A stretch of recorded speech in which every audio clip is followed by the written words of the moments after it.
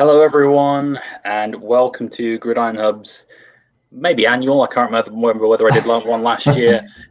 Live mock draft, obviously 2021. We are almost exactly a week away. I believe it starts at 1 a.m. next Friday night for all of us in the UK.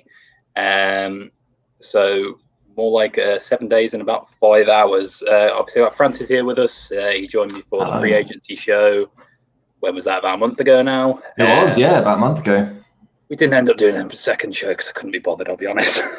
There was just too many spatterings of news here and there. And that. So today, I just thought it'd be fun. We do a little mock draft, get everyone hyped up for the draft show. You're not going to be joining me for day one. Hopefully the Breens will stand in for that. But we are going to be using the PFF mock draft simulator. I know some people will have hesitations with this because they hate PFF in general. I'm not one of those people. I don't mind PFF. I think it's a useful tool. If you're trying to get raw numbers. So I've already filled in number one and number two because let's be honest, we all know what's going to happen. It's going to be Trevor and it's going to be Zach. If it isn't, someone's going to win some pretty good betting odds, I would have thought. Well, this is it. I mean, Jags fans are already paying for Trevor Lawrence's registry gifts that they had for their wedding or something, I saw. So I'm pretty sure they've already given him the playbook. So he's almost definitely given it. Absolutely. That's about as big of an indication as you can have. So if we go to number three, obviously the Niners have basically mortgaged their entire future, two future firsts, basically to trade up to the third with the Dolphins, and then obviously the Dolphins traded back up with the Eagles, but we'll talk about that later. So the draft really starts here. Obviously, Mac Jones is being hyped up as Kyle Shanahan's guy. He's smart. He can do this, but he's not as athletic as some of the other ones. So I'm gonna throw this pick over to you. Where do you think they're going? It's Justin Fields. I do not buy into this Mac Jones talk, if I'm being perfectly honest. Not to say I don't think Mac Jones is not good. I think he's a good player. I think he's, in the fact that obviously quarterbacks are so, sought after, is that, is he a first round pick? Yeah, he is in this sort of day and age. But is he as good as Trevor Lawrence? Is he as good as Zach Wilson? Is he as good as Justin Fields? No, I don't think he is. And I don't think if you're Shanahan that you move up and you give up what you have done for Mac Jones. I think it's Justin Fields. I think he'll work really well in Shanahan's system. He's already surrounded by a lot of talent there, and to be perfectly honest, given those weapons that he has, he could, in theory, have, I believe, the best career out of any of them at that spot if he gets to the Niners. Yeah, I mean, like you said, obviously Mac Jones is apparently the best for Shanahan's system, but I feel like most QBs can thrive in his system with the run game that he creates and the mismatches that he does manage to create. I think any of these QBs could thrive there, but I don't know. We could see Mac Jones go. He's the betting favorite. I will just say the betting odds here. Mac Jones at 1.73, Justin Fields at 2.63, and Trey Lance at 3.75. I mean, Lance hasn't been mentioned a lot. I wouldn't be shocked to see him there, but it would be more of a surprise than the other guys.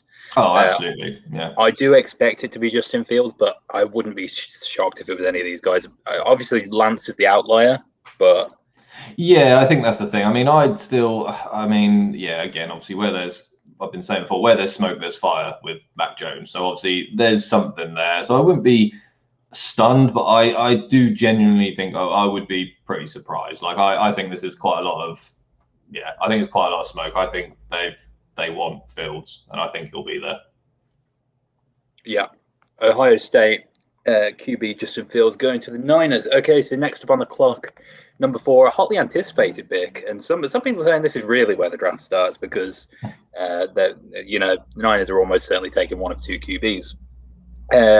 Falcons potentially trade out candidates, but I've heard that the trading out the trading up cost is extremely high, as it would be because the Niners traded up with 2 first-round picks to move up 9 spots. Exactly. Obviously, the Broncos desperately need a QB to replace Drew Lock, so they're desperate. The Patriots have been a name that's been floated, but aren't they every year? And the Bears apparently. Okay, fair enough. I mean, I think you've got to give up so much to get, like, the longer this, like, the process has gone on with the draft, the more I believe that. I mean, I could see someone for instance, I don't know, the Lions at 7 if they want. I know they've got obviously Goff, but I mean, yeah. I honestly think the Lions are tanking this year. Well, this is it. So, I mean, if they want to maybe trade up, because they're only at 7, I mean, you've got the Broncos at 9, so it's only sort of 5 spots. The talk of the Patriots moving up to 4, as much as, yes, it would be good as a Patriot. Yeah, I reckon you'd have to give up. It'd be so much. So, I think, yeah, I can see another team a bit closer to them, maybe trading up if they want whatever QB, is potentially on the board there. Yeah, but I mean, obviously, I think it's that you'll pick anyway. But if the Falcons do pick it, I mean, I've got a pretty good idea of what I think they will do. So so we've talked a lot around the other teams. Obviously, here we could go QB, could go superstar tight end and Kyle Pitts, or could an outside chance an offensive lineman. Yeah, they could. I mean, in theory, they absolutely could take anyone. The more I think about a quarterback, the less I think that they'll take one, only because Matt Ryan's still there, but they can, with the way his contract is set up at the minute, they can get out of that. And I will say the Falcons, I mean, for better or worse, that offense is sort of ready to go. Like it's a good offense. They have only got a couple of years with Matt Ryan left, I think. So it's sort of a win now, I would say, for them, sort of win now. So I would have them. I mean, again, I'll let you pick who you think they're going to pick. But yeah, I mean, I can't see them not taking Cole Pitts if they stay in this spot. Yeah, if they stay in this spot, they're taking Cole Pitts. I'll say that it's just going to happen.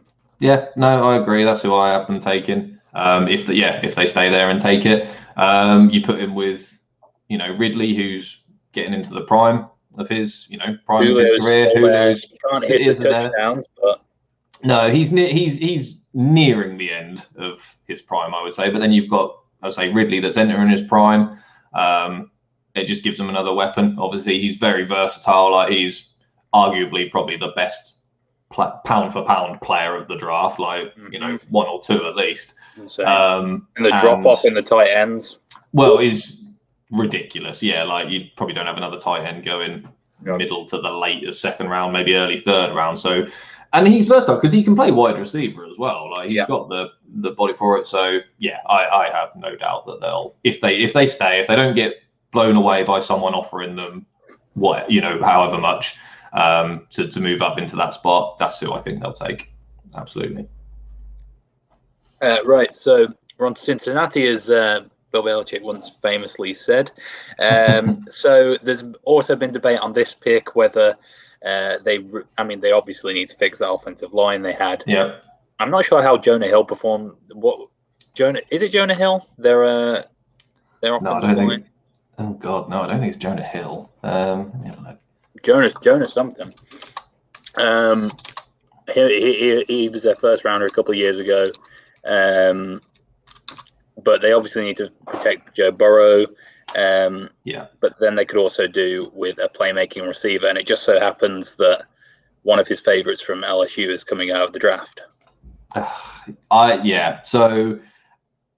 This is the thing. It's two people. It's Penei Sewell or it's Jamar Chase. Now, I think Rashawn Slater could slip in there. Yes, actually, I think he could potentially be there. So because I think Rashawn Slater, in theory, as of right than Penei Sewell, but I think Penei's got more upside to him. I have them taking Sewell there. As much as it, you hear the talk of obviously having Chase reunited with Burrow, like that's great and it's all clicked and it's all come together. Have you seen he modelled the new modelled the new Bengals uniform, and in it you sit down and he's got a big old scar. If that doesn't tell you all you need to know about what they need to do, now I know you can pick up tackles in the second, third. They are there, but he is arguably the best one. I say you can obviously look. They may look at Rashawn Slater there as well, but think back to what the Colts did with Andrew Luck.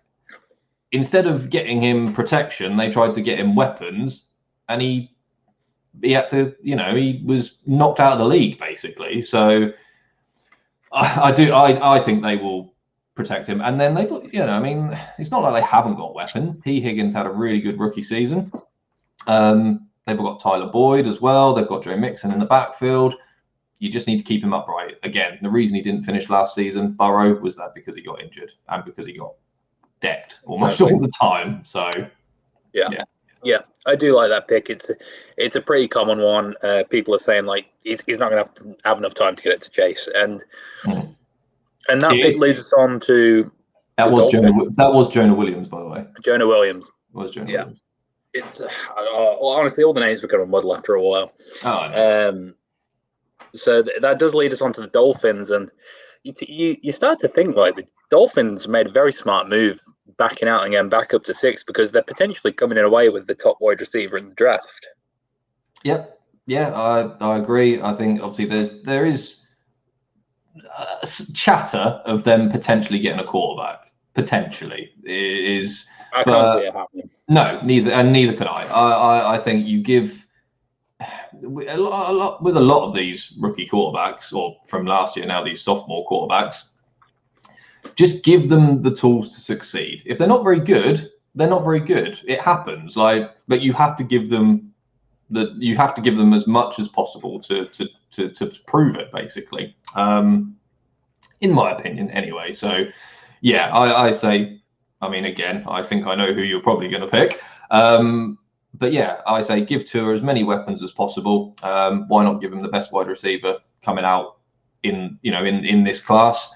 Along with the fact that there's Devontae Parker that they already have, and Will Fuller as well. So, well, PFF actually has 3 wide receivers right after each other, starting with Chase, then Smith, then Waddle, ranked 6, 7, and 8, which it's fairly surprising to me. I have Waddle a little bit further down my draft board because I think a lot of people overrate him. Personally, I think it's chasing the Tyreek Hill style. I think a lot of people are saying that. Rightly so. Hill has took the league by storm, but you don't see Tyreek Hill builds all the time. Well, no, this is it. I think, and I think that's the thing with Smith, obviously, because he was at his, I think it was his pro day the other day, and he came in. What did he measure in? Well, his weight, so he was 166 pounds. Yeah. But again, people are obviously, I can kind of see potentially worried about it. But in college, he had no issues getting he didn't get jammed in press coverage. He didn't get jammed off the line, or anything. Because he's got such quick feet, he can get out of situations like that. I wouldn't be that worried about it. Having said which, I do like Jamar Chase better. Just generally speaking, I do think he is the better wide receiver. Yeah. He's good, really good with his hands. Creates good late separation on his routes, and he was literally almost impossible to cover in college. It was. Yeah, that's ridiculous. Why I have Jamar Chase going at 6. I don't think the Dolphins are going to stay at 6. I do think they're going to find a trade partner. Maybe the Broncos if they come up for a QB. Yeah. Skipping Detroit and Carolina because they're sort of the dark horses to take a QB. So I think they may move down to 9, and maybe they still get the best receiver from the draft. You don't know where the Panthers and Lions are coming from. So yeah, no, absolutely. This is where again, obviously, need sometimes trumps. A blue chip player. Sometimes you have to draft for need, which is why good players like that. Even the fact that Jamar Chase has fallen to 6 to a certain extent is, So that brings you up to the Lions. That is the Lions. So I think they're going to trade out. So I will state that for the record. I do think they will trade out potentially with. So once obviously assuming it obviously all pans out like that, which I'm sure it will, obviously. But like it's, once we get to that, I think they will trade out for someone that is coming up for one of the quarterbacks. The fact that one of them has slid, down the board. However, with them, I guess staying as they are, I really like for them actually, Tevin Jenkins.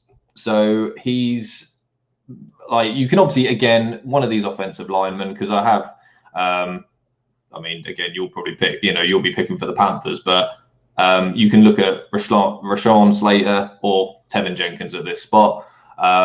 But again, he's extremely physical in the run game. He is literally like, I've watched some sort of tape on him, and he's he's just a nasty player. He is just, he always finishes the play. Like every block, every play, very strong, very good technique with his hands and his feet as well.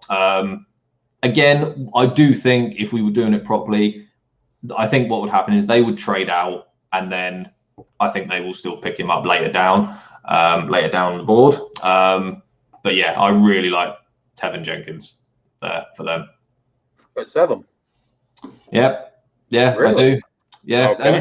That's the thing. I think that's the thing, though, that they will probably trade out of that. But yeah, I like that. Do you not rate Christian Darrisaw? I do. I like Christian Darrisaw, but when I was watching, because who's the what is it? The guard from the Colts? I can't remember his name now. I blanked on him. Quentin Nelson.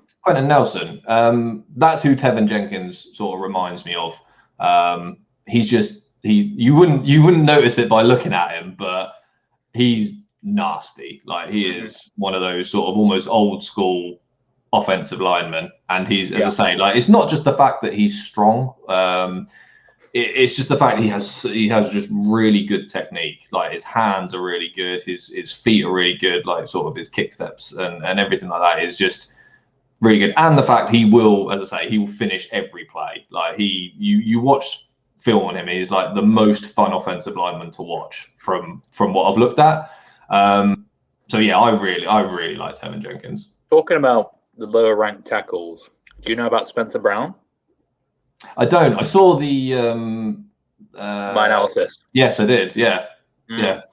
Honestly, I watched some of his tape. I didn't watch a lot because I didn't have the time.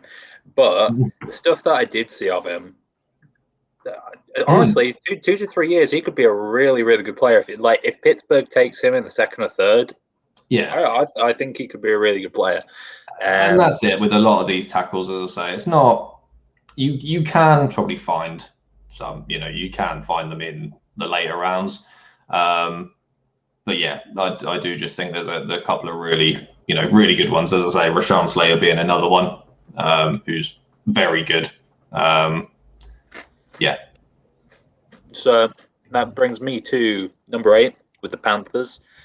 Potentially a QB pick, but I don't think they're going to go that way now that they've got Darnold. Obviously, Darnold probably isn't a long-term answer, but they have to see what they've got in him. They traded basically a second-round pick and a couple of others.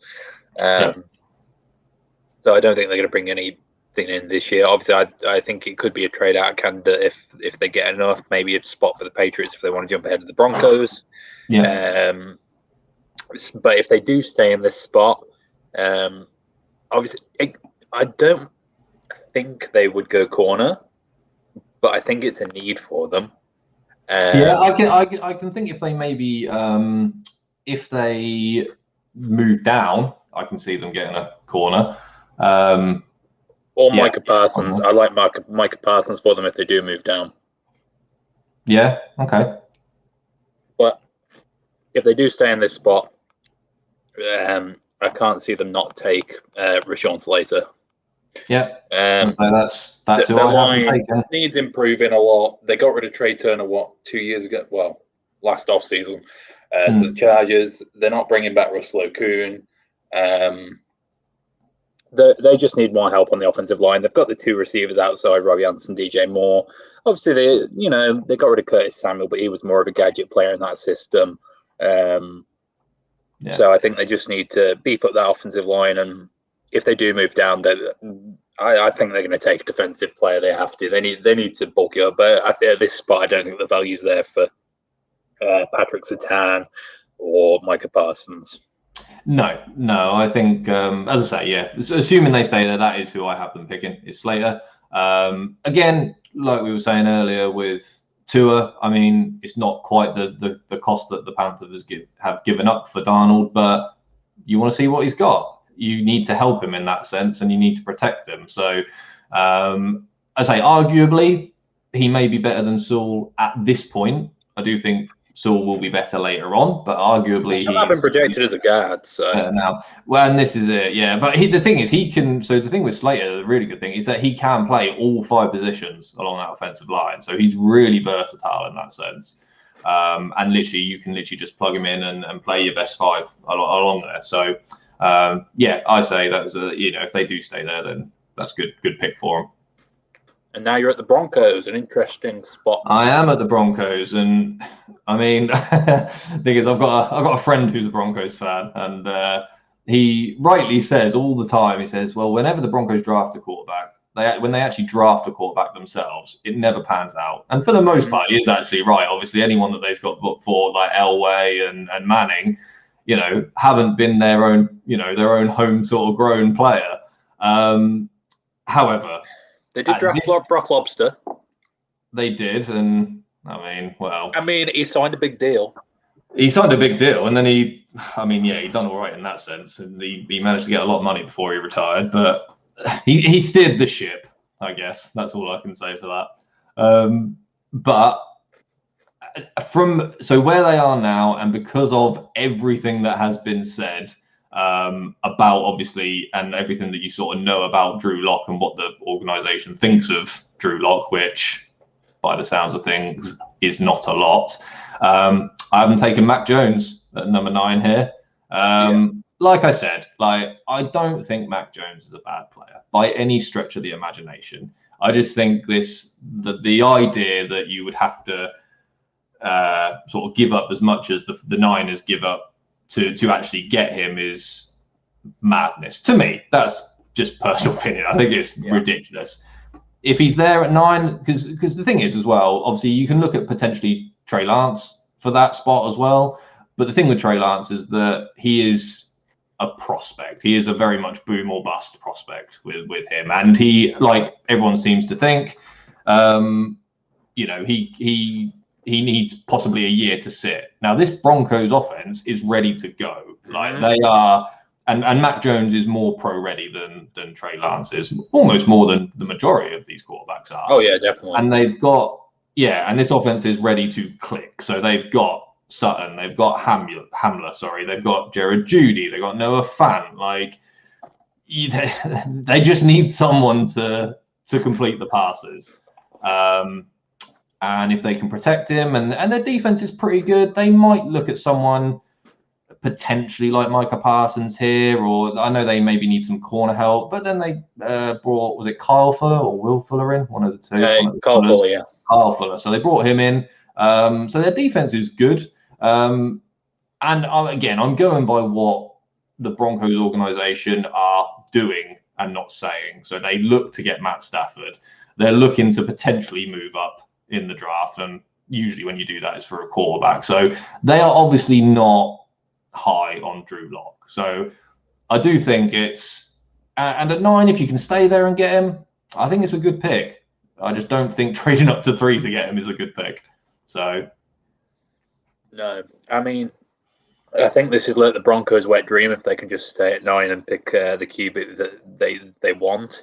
I don't know if they particularly want Mac Jones. Maybe they want Trey Lance. Honestly, it's a toss-up. I haven't heard much out of Broncos beat reporters or anything about who they prefer. I mean, history would probably suggest that they prefer Mac Jones, just based on they go for white pocket passes. Exactly. It's more traditional for him. He is sort of ready to go now. And as I say, so is this Broncos offense. You don't want to be wasting sort of like Cortland Sutton's best years and things like that. And especially don't forget Timmy Patrick. He was my fantasy star of the year. Exactly, but that's it. The amount of people we've just named, like that's 5 or 6 It's an offense ready to go. Exactly, and if Drew Lock can't do it, I don't think, again, if Trey Lance is a year away, then that's another year you've then waited with him in the wings. So, yeah, I think at 9 is a good pick. Yeah, so that takes me on to the Cowboys. A lot of people have Patrick Surtain going here. Was the first defensive player off the board. I'm not sure if I've ever seen a board so heavily weighted towards the offense. Well, this is it. It's not a good. I mean, well, to be fair, it's a good corner class. The edge class is a bit here and there. It's not great. You got Jalen Phillips, who I think is the best sort of edge guy here. I mean, defensive like D tackles, like there's no one really sort of that stands out especially for like a first round. Barmore's okay, but he's not a nose tackle. Exactly. So it's not like there's depth, I think, for some of the positions on the defense, but yeah, it's very much quite an offense heavy draft in that sense. I mean, with the number 10 pick, right? The Cowboys have had maybe 3 of their starting or 4 of their starting defensive backs leave over the past 2 years. They drafted Stephon Diggs' brother last year. I know he got Trey Diggs or something. Is it Trayvon Diggs? Trayvon Diggs, I think. Yeah. I think he got burned quite a lot, but the defense in general was terrible last year. It was awful. It was really bad. So it's rightly so that they have Patrick Surtain going. He's probably the most pro-ready corner other than Caleb Farley, but I don't think Jerry Jones is going to sign off on Caleb Farley's risk. I don't think so. We'll come to that later, depending on where you potentially have him going. But yeah, okay, I really can't. I mean, last year they just went for CD Lamb to supercharge that offense, but I can't see them going anywhere other than Patrick Surtain with this pick. I just can't see it. They need to rejuvenate the defense. There is a potential that they go with Christian Darrisaw, just because their offensive line was so hurt last year. Obviously, Fredericks retired. Yeah, Tyron Smith and Zach Martin are getting over 30 now. So there's a chance that they go Darrisaw or Slater if he's there. If Slater falls, I do think they might go Slater. But with Caleb Farley's back issues, I do think that Surtain is just the safer option and the safer pick here. I think Surtain is one of the safer picks in the draft. No, that's fair. I like Patrick Surtain. You know who I like more, though, I will say? JC Horn. I do like JC Horn. I think that's who I would have him going to, because I think he's. I saw some interviews with corners like, for instance, like Jalen Ramsey, and you've got these sort of big, large corners, Aqib Talib. They talked about, and when they're talking about corners that are coming out, they're all talking about JC Horn. He is, for lack of a better word, like battle tested. He is a corner's corner. He's big, I do think so. Physical. He's got great technique, and he's just generally sort of just like an amazing athlete. I really like JC Horn. I like Patrick Surtain, absolutely fine. Like, I have no problem with that pick. I think Horn will be a better corner, but I just think with Surtain being from Alabama, I think he's just going to get the pick because of that. He may well do, yeah. And it, as I say, depends who they like. I like Patrick Surtain. He's my second corner, so it's not a million miles apart. Caleb Farley might be number 1 if it wasn't for the risk with his back and everything. Yeah. So now you're on to the Giants. Well, again, they need offensive line help. Again, you could look at them again depending on sort of who's available at the time. Like you said, if potentially Rashawn Slater slipped, maybe him. Obviously, Christian Darrisaw I thought about as well. I've seen Waddle in this slot. Well, that was it. So I would have I thought about either Waddle or Devonta Smith at this spot, to be honest, because they need help. I mean, they've got who have they got? Who's their number one at the minute? Kenny G. Price. Oh, they have got. They did get Golladay in. To be fair, they did get Golladay in. Sterling Shepard, Evan Engram. Sterling Shepard. Well, that's it. So Sterling Shepard isn't. I mean, he's earning a lot of money. And Darius Slayton. Darius Slayton. Yeah, he was a rookie. Was he a rookie last? No. Yeah. Darius Slayton. I thought he was, and he performed well. Again, though, I'm going to go back to it. You've got Danny Dimes on his. You know, it's almost like a prove it year for him. He hasn't been in the league long, but he's already on a prove it year. Yeah. Give him weapons. Give him weapons to score. Give him as many weapons as possible. And if he doesn't work out, he doesn't work out. Sometimes you do swing and miss with quarterbacks, but I think you try and put them in the best position to succeed possible. And again, as I say, you can. I mean, I'm going to pick Smith in this instance. But you could either pick Smith or you could pick Waddle. In either, I genuinely think either one is going to improve that wide receiver position for the team.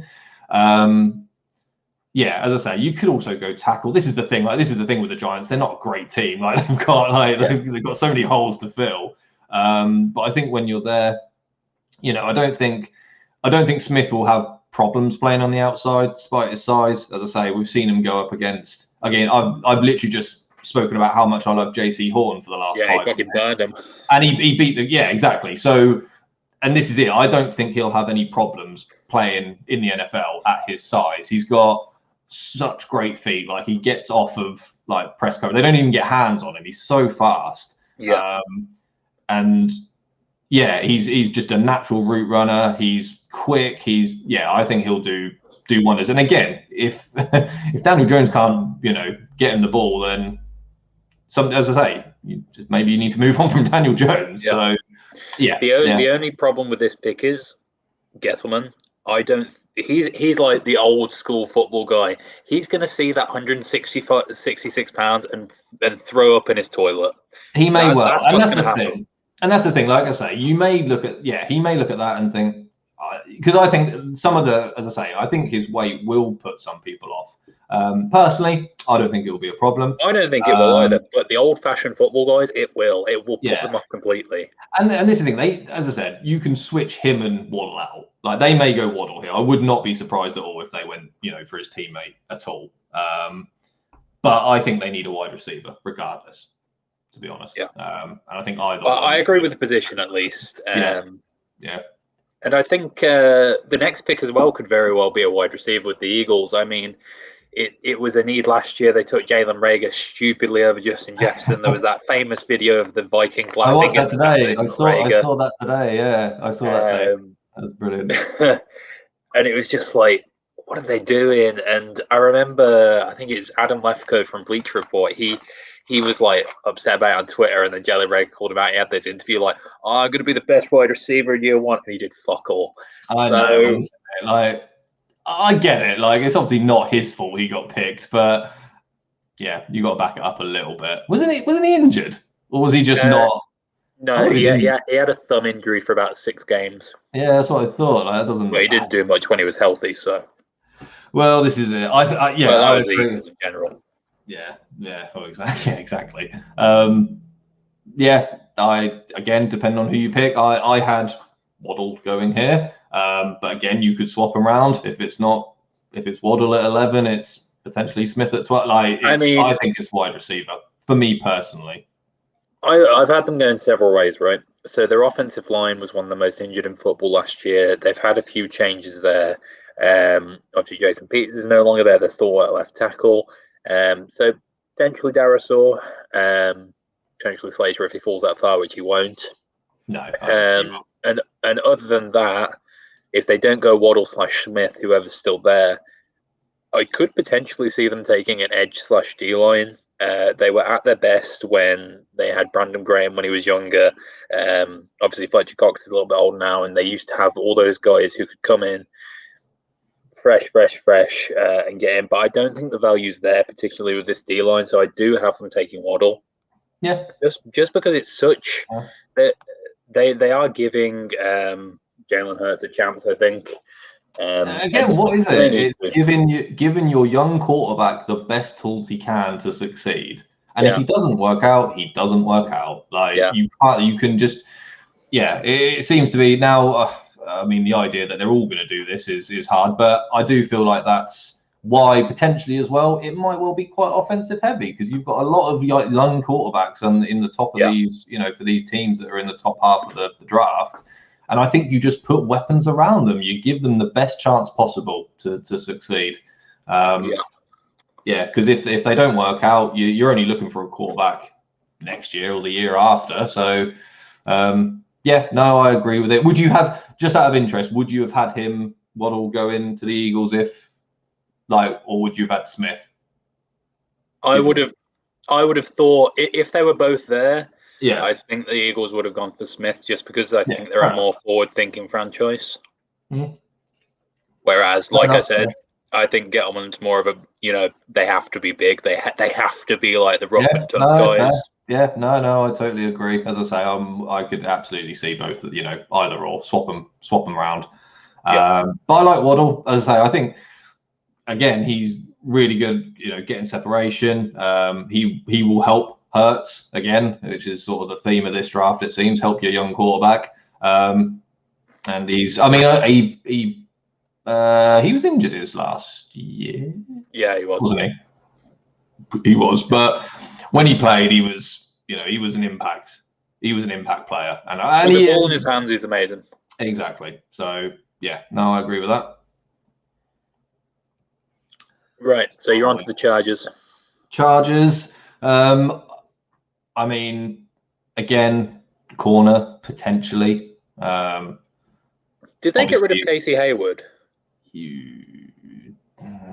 That's a great question. I don't know why, but it's in the back of my head. I thought he was still on the team. Where is he? No, he's still there, I think. No, he has been released. They released him, so he didn't actually go anywhere. Oh yeah, he was released like last month. Yeah, because I thought he was one of the better corners in the NFL, and then they just released him. He was. It might have been this, obviously the cap situation potentially. Yeah. From last year because it's gone down, but so corner is very much a spot you could pick. However, I have him going Christian Darrisaw here for the simple reason: protect Justin Herbert. Simple as that. Like literally, just the easiest thing. Like, no, don't waste any time. You've seen what Justin Herbert did last year. Protect him. Give him protection. Don't let it end up like Burrow, like where you have him sitting out half the year. I like Darrisaw. It's a decent. There's a good number of tackles. A lot. I think there's going to be a lot going in the late first. Yeah. As simple as that. Yeah, I've literally got there is literally nothing else to say with that pick apart from the fact, obviously, he's a very good player. Very strong, good in pass pro, but you protect Justin Herbert. Simple as that. Yeah, fair enough. I'm sure you've seen the rumors of, or just the chatter that it's like, the Chargers should do anything to reunite Penei Sewell and Justin Herbert, but I don't think that's going to happen. He's going to go too high. Not exactly, and not when you can get another good tackle, like where they are, basically. It's great if you can do it. Again, it's kind of like the Bengals before. It's great if you can get Jamar Chase to reunite with Burrow, but then Burrow ain't going to have enough time to throw it to Chase if he's getting hammered every snap. So, yeah. Right, so I'm on to the Vikings, another team which go a number of different ways. They had probably a very disappointing 2020 season. A lot of people have said maybe this is a sleeper position that a QB could go, but I think they're too deep into this Kirk Cousins experiment that they need to see it out. Whether that means Mike Zimmer will lose his job or not, I feel like it will. Could well do. I feel like this is another defensive pick. Mike Zimmer's made comments about this was the worst defense he's ever had. As we know, Mike Zimmer is one of the better defensive coaches of this era. Very much has an eye for it. And last year they had Yannick Ngakoue for, I think, 5 games, traded to Baltimore. They didn't have Danielle Hunter for most of the season. They got rid of Everson Griffin before the season. So they do have... so Michael Pierce is coming back from his opt-out. Danielle Hunter should be back from his injuries. And they also bought in... Is it Dalvin Tomlinson? Yeah, Dalvin Tomlinson from the Giants. Yeah. So I do think they go front 7. I'm not completely sure who they go for. However, I think it's between Christian Barmore and Jalen Phillips. Who are you going with? I think I'm going to go for Phillips here. Yes, because that's exactly who I picked going 14. It's exactly who I got, because he's what the Vikings want. Absolutely, yeah, absolutely. Like he's like a. I was watching again some film on him, and the person I was watching made a great comparison. He's sort of like the Watt brothers. Like he's a bit of a mixture between JJ Watt and TJ Watt. The injuries, like the concussions, I guess, because that's the knock on him, is that he's had quite a number of concussions previously during college, but at the same time he is the best player at this edge. He's the best edge of this draft class. Like he is the best player at the position. He's got the best hands. He can get after the quarterback. He's physical. Like he's really good. And I can see him going around this. I think someone can take a flyer on him. I think the concussions wouldn't worry me too much, because at the end of the day, anyone could. Everyone has concussions. Anyone could, exactly, and anyone could get injured at any time. So I think, he is, in my opinion anyway, quite far and away the best player at the position in this draft. And I think he's a good fit for that Vikings defense. They could also look at someone potentially like Kwity Paye as well. Yeah. I like was thinking early in the draft. I was thinking maybe Gregory Rousseau, but he's fallen down a bit on further evaluations, especially with his injuries as well. But he was an amazing player in 2019. Obviously, opted out last season. So if the Vikings see something there that they potentially like to add him to the end with Danielle Hunter, it wouldn't be a bad move. No. But I am saying it's front 7 or bust for the Vikings. Oh, I think. Absolutely. I'd be stunned if they go anywhere else. Unless Christian Darrisaw is there. If the Chargers don't take Darrisaw, I think the Vikings might. Yeah. Right. So then you're on to the Patriots. So I get the Patriots, which is good. Now, what I was saying before with the Lions. Now, my projected trade is the Patriots going to 7. So hence why it's kind of cheating a little bit, but I would swap the picks around. So I would have the Patriots at 7 and the Lions at 15. Okay. However, the reason why they would be there, and he's fallen anyway, but I think they go Trey Lance there. The thing is, again, he needs to sit for a year. They've got Cam Newton. He can sit for a year. He is the Patriots are built for the future. With the off-season moves that they've made, I think you get the guy that you think can take you into the future. You give him a year to sit, learn the offense. It's not exactly the easiest offense in the world, but he can learn. Hopefully he can learn it. He's got a big arm. It's just that little bit of inexperience. But I think at this spot, I also think trading up, because 15 to 7 is not a million miles. I think you could get away with maybe, I don't know, obviously this year's first, next year's first, and maybe the second this year. It's about 7 or 8 spots, I think, for something like that. And I wouldn't hate that, being potentially sort of particularly biased as a Patriots fan, but I don't think that's a ton to give up for that. And I like Trey Lance.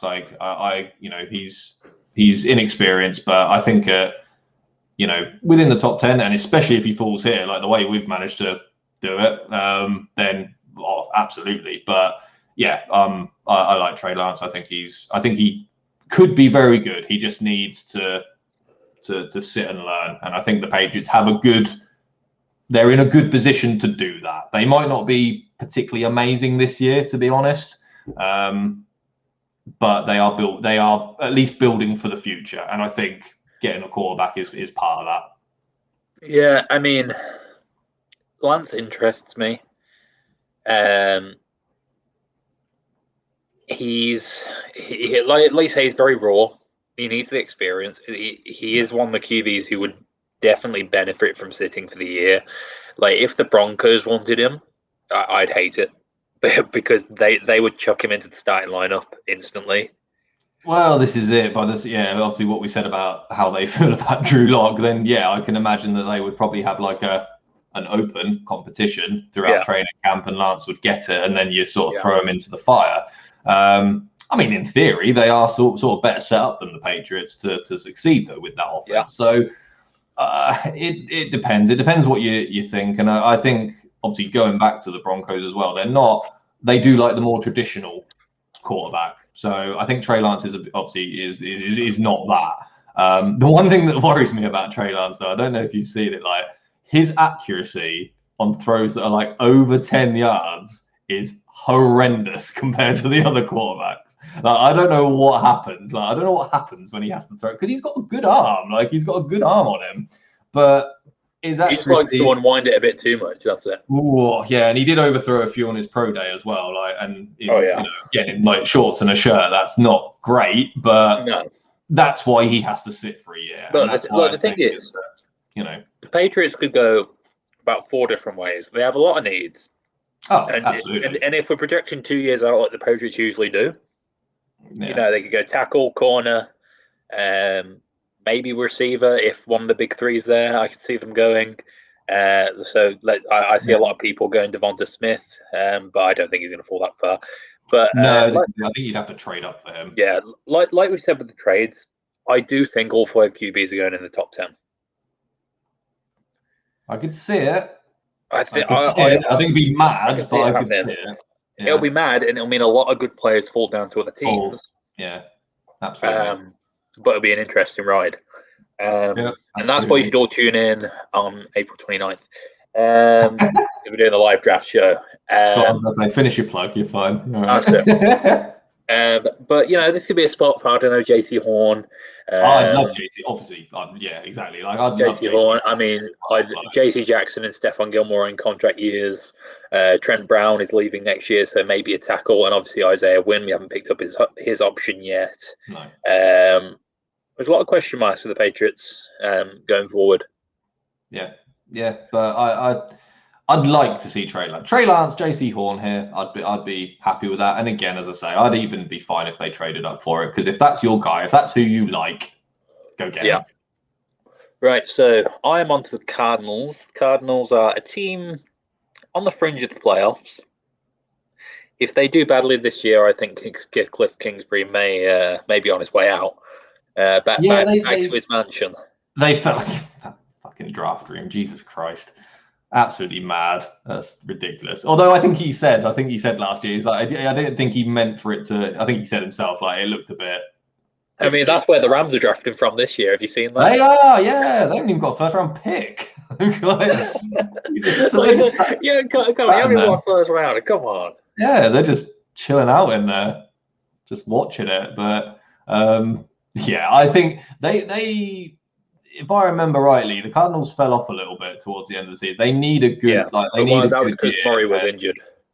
Yes, that's true. To be fair, but yeah, I agree. I mean, this is Kingsbury's third year? Yes. Yeah. So yeah, I could see it. I mean, if they really, really tailspin, then yeah, he could be very much on the hot seat. So they need to get some guys in. Yeah, I can see. I mean, they do need a tight end. I don't think you're taking any other tight end at this point. Literally, if they want to maybe try and trade into the back of the first round to get a guy, I could see it. I still think it's too high, but I can see it. I think they're going corner. Yeah, I think they're going corner. I don't know which corner they prefer more, whether they want to take the risk on Caleb Farley Probably not. But right. The thing with we'll talk about Caleb Farley now. Caleb Farley, if he was healthy, he'd be a top 10 pick easy. Absolutely. But he's not. Well, it depends on team doctors. Team doctors are probably all going to see him differently.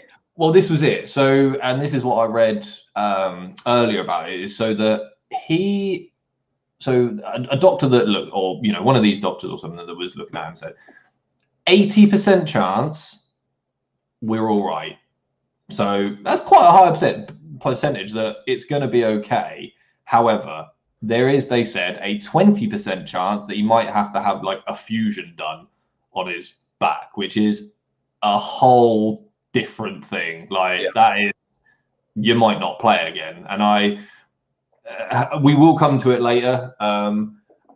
But he is one of my players that I think, I really like him, but I don't think he's going in the first round. I think he will fall out of the first round.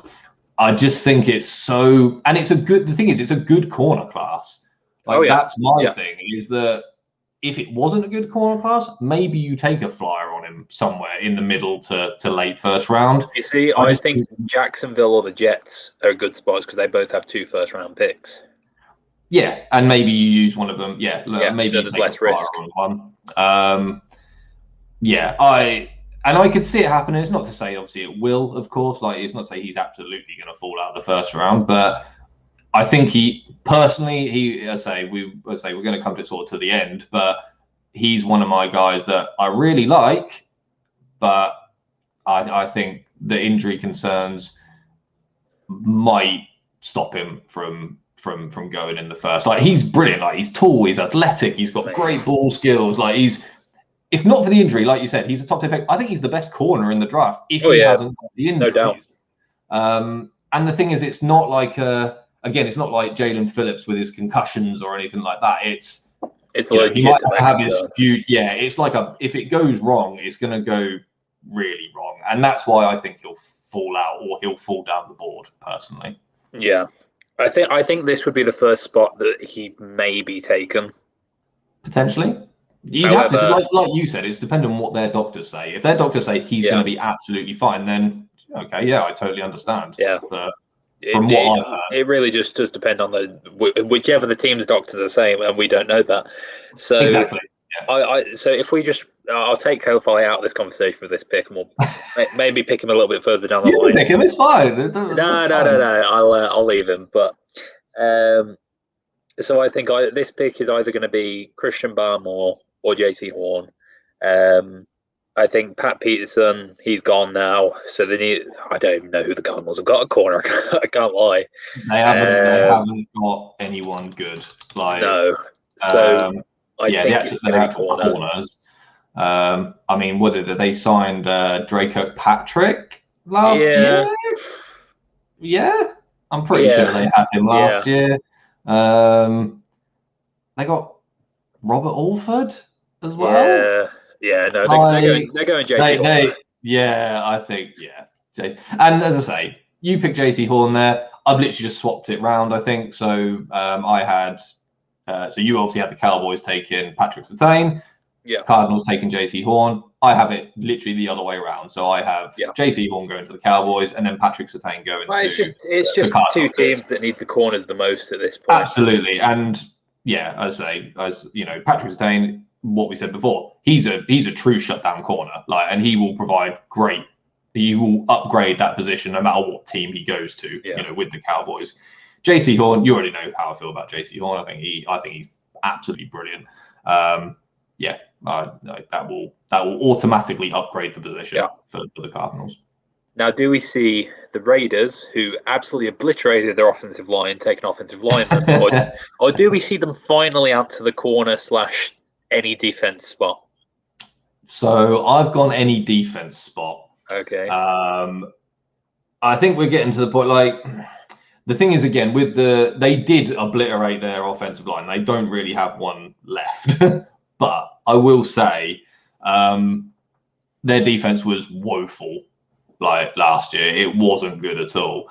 And I have them taken, I may get this absolutely terribly wrong, but Jeremiah Owusu-Koramoah. Okay. I don't know whether you said that correct, but I'll take it. I hope so. There you go. Look, say what you see. So that's what I said.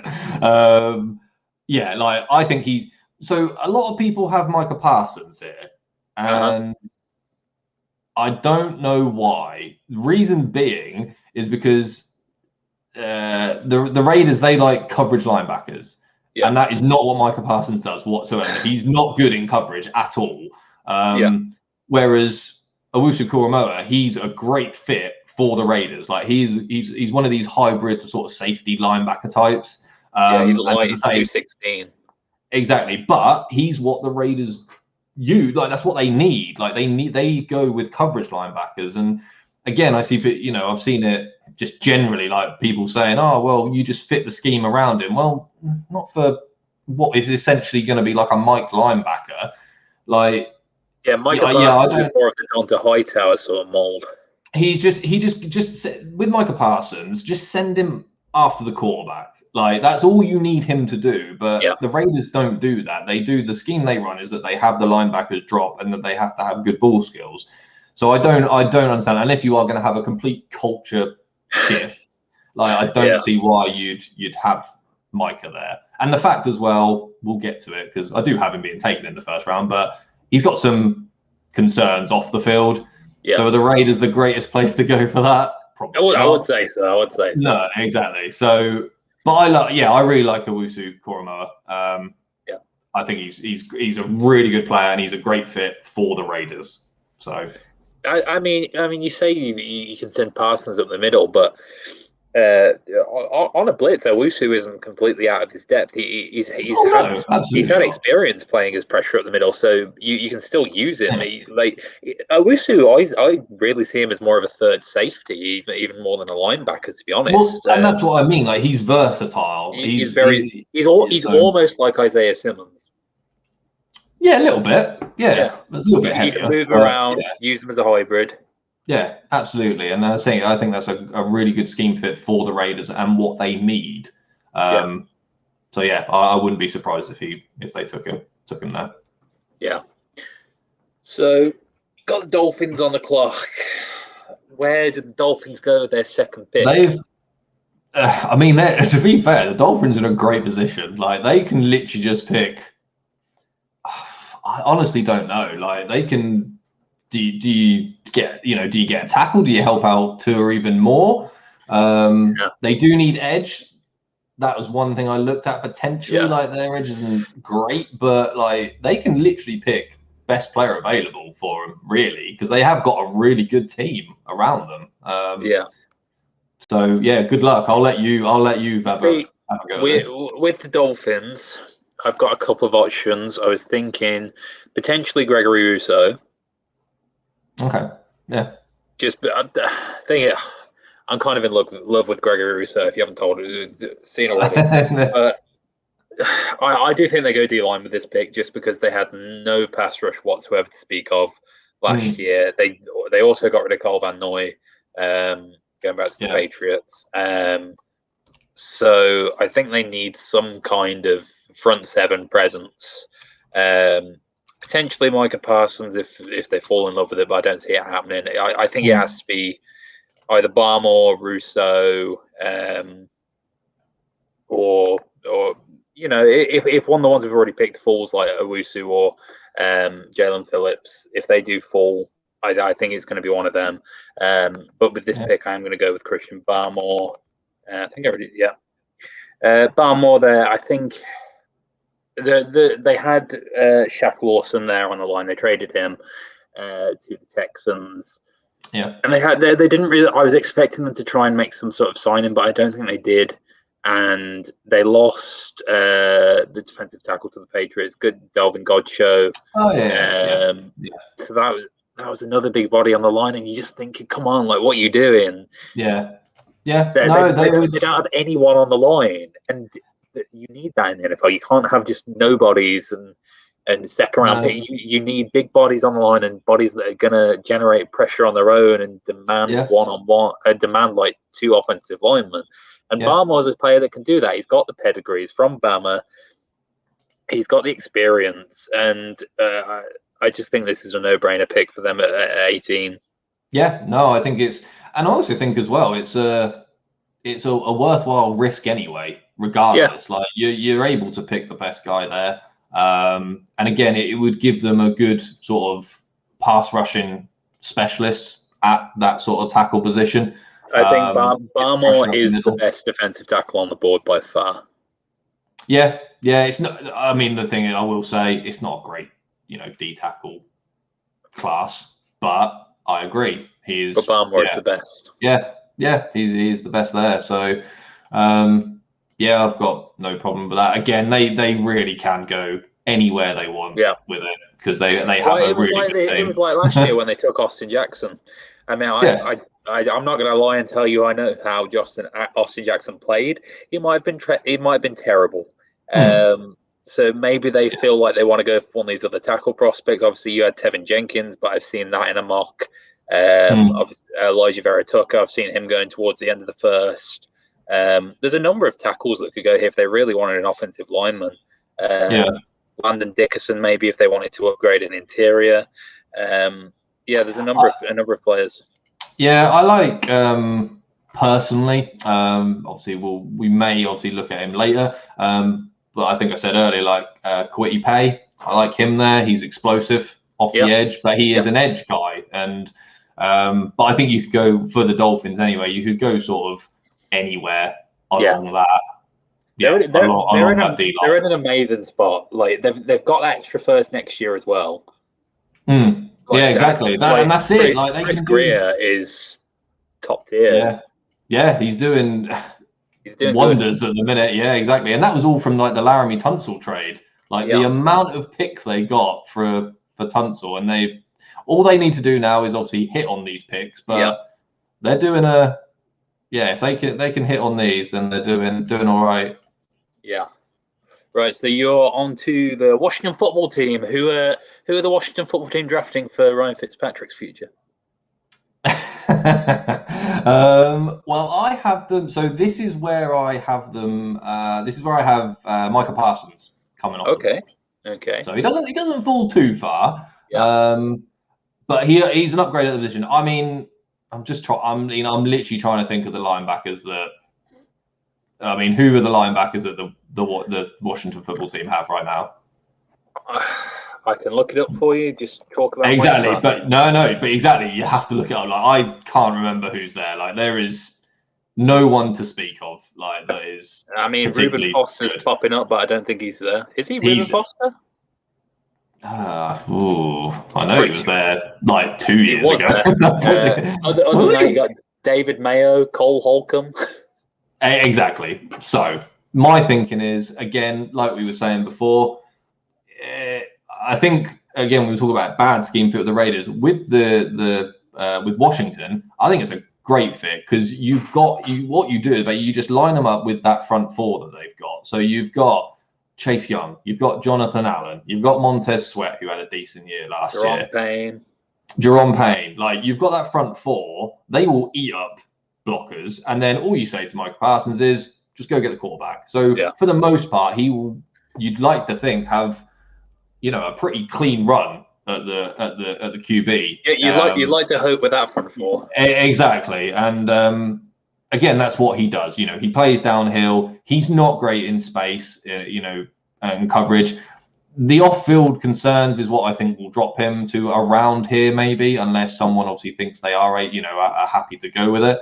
But I think with Washington, with Ron Rivera there, I think he's, Ron Rivera as a human being, I think is a good person. So I think it's a good environment for him to go in if they're going to try and sort of make sure that he stays out of trouble, in my opinion. And I think he would do well with that defense. There's not a lot. I mean, it was a second-ranked defense in the league last year, but I think I think it'd be a really good pick for them. To do that, just to add to that defense.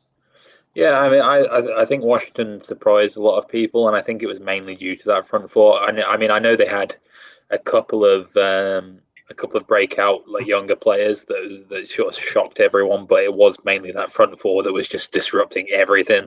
Like they were the only team in the playoffs that managed to do anything to the Buccaneers with their offensive line. Exactly, and I think and there's a couple of ways they could go here. I've seen Rashad Bateman as a popular pick, but they've got they signed Curtis Samuel. They've got Terry, so they're not devoid of talent. Obviously, they've got Logan Thomas at tight end. They've got Antonio Gibson and J.D. McKissick out of the backfield. Yeah. So it's an offense with talent. They're a talented team, and people don't think they're that talented. But I think it comes down to the quarterback. I mean, again, Heineke, and Fitzpatrick there. I was going to say, Fitzpatrick's number one, man. Fitzpatrick can, again, if he can just steer the ship, with that defense, and especially in that division as well. Like, it's not a good division. I think they can really do some damage. Yeah, I don't mind the Micah Parsons pick there. I think they're in a bit of a catch-22 that, yes, they made the playoffs, but that also means that they're in no way in shape to go and draft a QB here. Not there, no, absolutely not. You'd have to give up so much to get, unless someone falls somehow, but I don't think that's happening. Not to 19. And then I suppose it's the same with the Bears. The Bears shockingly made the playoffs after a disgusting second half of the year. Yeah. So they're way out of the realms of QB. I have heard rumors that they've been trying to trade up, but I don't know. Ryan Pace is just pathetic, man. Well, this is it. Is it we'd rather go out with Andy Dalton? That's what we said, wasn't it, when we were talking about the free agent side? It was look, chances are if you don't see noticeable improvement from last year, you're gone anyway. Just go. Just do whatever you can. Balls to the wall. Just do what you got to do. Yeah. So, I mean, to be fair, that might still happen here with the picks, because the Seahawks, from the sounds of it, they were at least this year, especially, they weren't getting rid of Russell Wilson. So maybe they do look at maybe it's the draft. Maybe it's a case of he just gives up everything just to move up to maybe 4 or into the top 10 to get their guy. But then, having said that, Andy Dalton's come out and said the reason why I went there was because I'm going to be be the starter. So no. I mean, Francis, we both know Ryan Pace doesn't have a single testicle, and he's not going to be traded up for anyone. He's just going to sit there, pick the saddest, pathetic pick you could ever see in your life, and we're going to be sat there at 4 a.m. wanting to go to bed, and we're just like, oh, what the hell is Ryan Pace still fucking Bears GM? Don't. I mean, go on then. So who's this?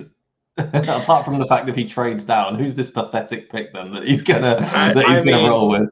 Most people have got him taking Trayvon Moehrig, the safety at TCU, and I could see that. It's not a bad pick, but I just see him taking Elijah Vera Tucker, honestly. Okay. Yeah. I mean, that's who I have them. I don't even know why. They've got a shite offensive line. Well, I mean, they're only protecting Andy Dalton. Yeah. So I don't know. No, I agree. I like it. I like Elijah Vera Tucker. They obviously managed to keep Brandon Sheriff, which was good. Obviously on the franchise tag, but they kept him. But like you said, they still need to upgrade that offensive line. He's versatile, so he can play tackle and guard. Yeah. I mean, I do like Elijah Vera Tucker, but it's pathetic that the Bears have to take him. Never know. They might take someone else. They might take Kellen Mond. No, stop it. Christ, they might. But I think I had them taking Bateman, the wide receiver. Okay. I mean, I like right. Bateman. It's like buying a Lamborghini and having to drive it down your dual carriageway. I know, but we'll soon see. You never know. Andy Dalton steers the ship back to the playoffs. We'll see. So that leads you on to the Indianapolis Colts. Obviously, they have a massive, massive need on left tackle after Anthony Castonzo retired. They've got Carson Wentz come in. Yeah. Where do you think they go in? Because Chris Ballard has been one of the best drafters over the last 4 years.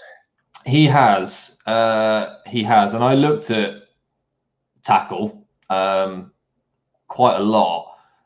Like you said, they need to replace Costanzo. So originally I was looking at, funny enough, Elijah Vera Tucker to try and replace him, but he has gone. I think they could. I think they're a team that can. One of these teams again. I don't think you need to particularly reach for a tackle at this point. I think they can get one later on. One thing that I do think they need is corners. Because again, you look at the wide receivers, another one which I looked at, but again, I think they need. I mean, corner. Paris Campbell didn't too badly. Who's the other one they've got? I can't remember his name. T.Y. Hill and Paris Campbell. They got the tight end, which I can't remember his name now. Ali Cox, Jack Doyle. You. Yeah. So they've got talent. They've got enough. Like it's they've got talent there. But I think they need a corner now. I know because they drafted Rock Ya-Sin in the second round. Last year. But I don't think he was particularly very good. The thing is, all corners last year, all the rookies got burned multiple times throughout the year, except for Jacksonville's CJ Henderson. He was a beast, but all the rest of them burned. Well, this is it, and they do. They do sort of. They always seem to like playing corner in this league, especially as a rookie, is very difficult. I also like L'Jarius Sneed. He played well last year. He was really good. He was very good. What was he like, 5th round, or was he undrafted? Oh no, he was like 5th round. He was like the 15th corner taken or something. Yeah. But he played really well. Amazing corner. Yeah. So I'm going a little bit different. I think they still need corner.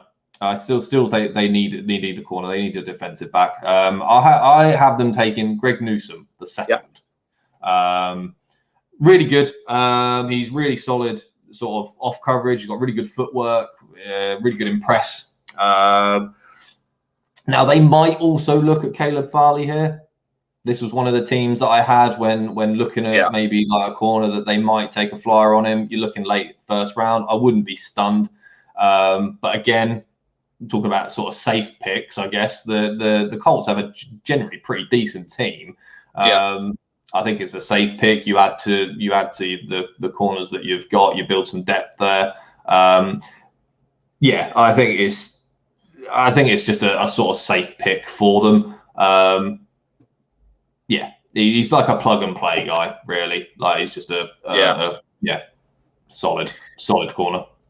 I do really like Greg Newsome. However, I think if they're not going tackle, which I think they probably will if there's one there that they like, I do think they could potentially go Caleb Farley because they don't need to play it safe because they draft so well.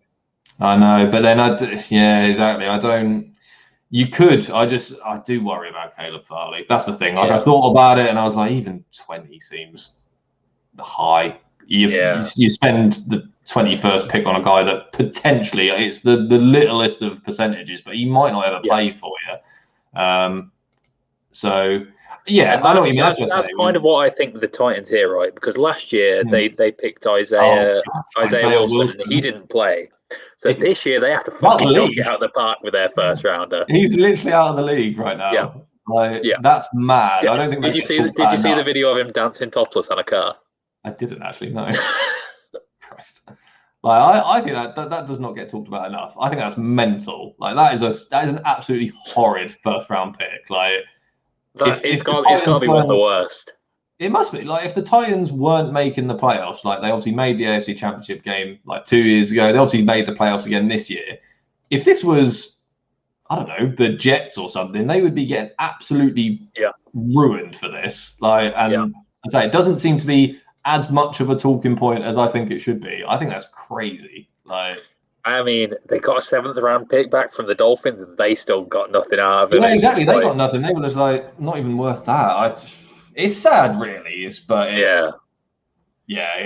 absolutely mental. But there were reports of like coaches saying like, yeah, I knew if Isaiah Wilson ever got a check with like 6 digits on it, it'd just be out partying basically. So well, just begs the question, like, how did they not see that then? Surely you do some sort of, due diligence, but yeah, hindsight's wonderful enough. So yeah, they need to, yeah. So I can't see the Titans taking Caleb Farley because of that, because they need a safe pick. They need it.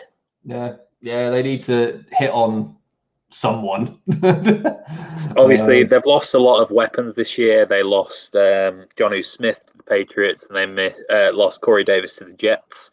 So it's a potential wide receiver pick here. If it fell like this and Rashad Bateman was there, I would be tempted with Rashad Bateman. If a tackle fell, I would be very, very tempted by a tackle.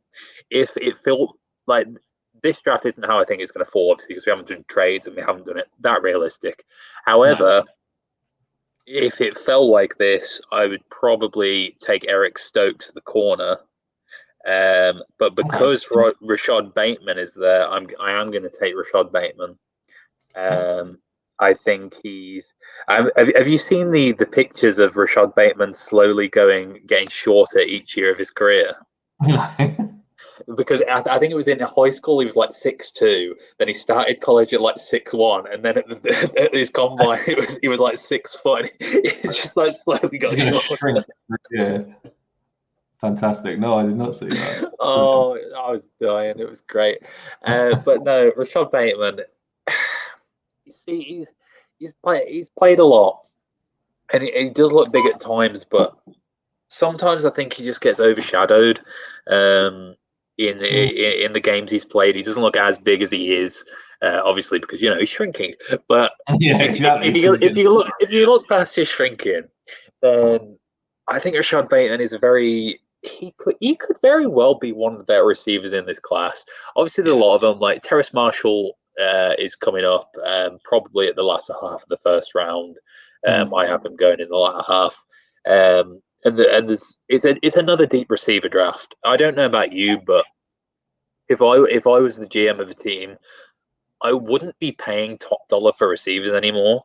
They're almost becoming like running backs. They're so easy to find in the later rounds. You don't need to pay 18, 19, 20 million for a receiver. You just don't need to do it anymore. Well, that's it. I mean, that's why, obviously, for instance, you've got Allen Robinson on the tag, and Chris Godwin on the tag, and everything that I like Rashad Bateman. I think he'll be a good sort of replacement. I think he's pro ready. He's strong route runner. Good release off the line. Like he makes tough catches. I think he'll be, he'd be really good opposite AJ Brown. Gives again, like that's a good offensive team if you can get someone in like that to sort of stretch the field. So right, and then that leads you on to the Jets' second pick, and I will just petition for Caleb Farley to go here, but I won't force your hand. I mean, they can take him because then he's injured. As a Patriots fan, like if they want to pick someone who potentially might never play for them, then absolutely go nuts. I can see them taking a corner. Corner is I mean, their secondary was bad. Like their secondary. What do you mean? They got Lamar Jackson in the secondary. They might as well have Lamar Jackson in the secondary. It's not. They're not, but they need help all along the actual defense. So I looked at a couple of players. I looked at Carlos Basham as one because I know they need edge guys. This was defense. Like I was looking, like I didn't even bother with the offense really, to be perfectly honest, because their defense is just so bad. I looked at Carlos Basham as maybe like as I say someone off the edge. They could also go corner. So as I say, like Caleb Farley, like you said, potentially who was the other? Eric Stokes was the other one. Eric Stokes had like a 4.26. He was fast. He's quick. Yeah, he's very quick. Asante Samuel Jr. Yes, Asante Samuel Jr. Because I did an hour about this one a little bit. I've got a couple of people there. I just don't know whether to go end or whether to go corner.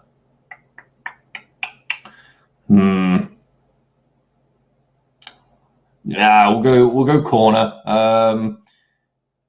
I'm not going to pick Caleb Farley because he's my choice for the people that I like that are going to slip into the second round. We'll go Eric Stokes. I like Eric Stokes. Okay. I don't know how far he is down this board, but I'll find him.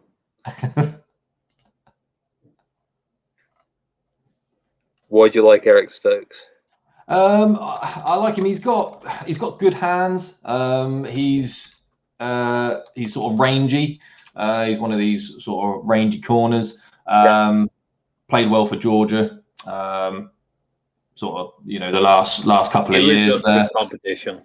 Exactly. He's one of these sort of, he will go with anyone. And he'll whether he gets beat or not, like he's sort of that corner. He's sort of cocky. He loves it. So so you can play him inside, play him outside. From the slot. He's again quick. He can stay with runners. I think he's better in press. And as I say, he's one of those sort of like tough corners. I don't know whether you've noticed, but a lot of corners this year, there seems to be a lot of them that are so much higher rated in press than they are zone. There doesn't seem to be a lot of corners this year that really do well in zone. No, I don't know whether that's maybe a college thing. I mean, I don't know. Like, I literally wouldn't be able to say. I unfortunately don't really watch a lot of college football. Yeah, I'm going to try and get into this year. Do you follow a college team? No, I don't. See, this is it. Because you see, right? I was thinking I'll try and because there's a lot of college teams in Florida. I've been around Florida. I stayed at Florida Gulf Coast University for a while. Yeah. So I was thinking maybe I'll follow them, but they're a bit shit. So I think we should both follow a college team this year, and then we'll do something. I don't know what we're going to do. We'll write an article or something. All right, okay. I can write. Well, we went to Miami for the Super Bowl a couple of years ago, so maybe might follow like the Gators or something, maybe. Yeah. No, if you go to Miami Hurricanes.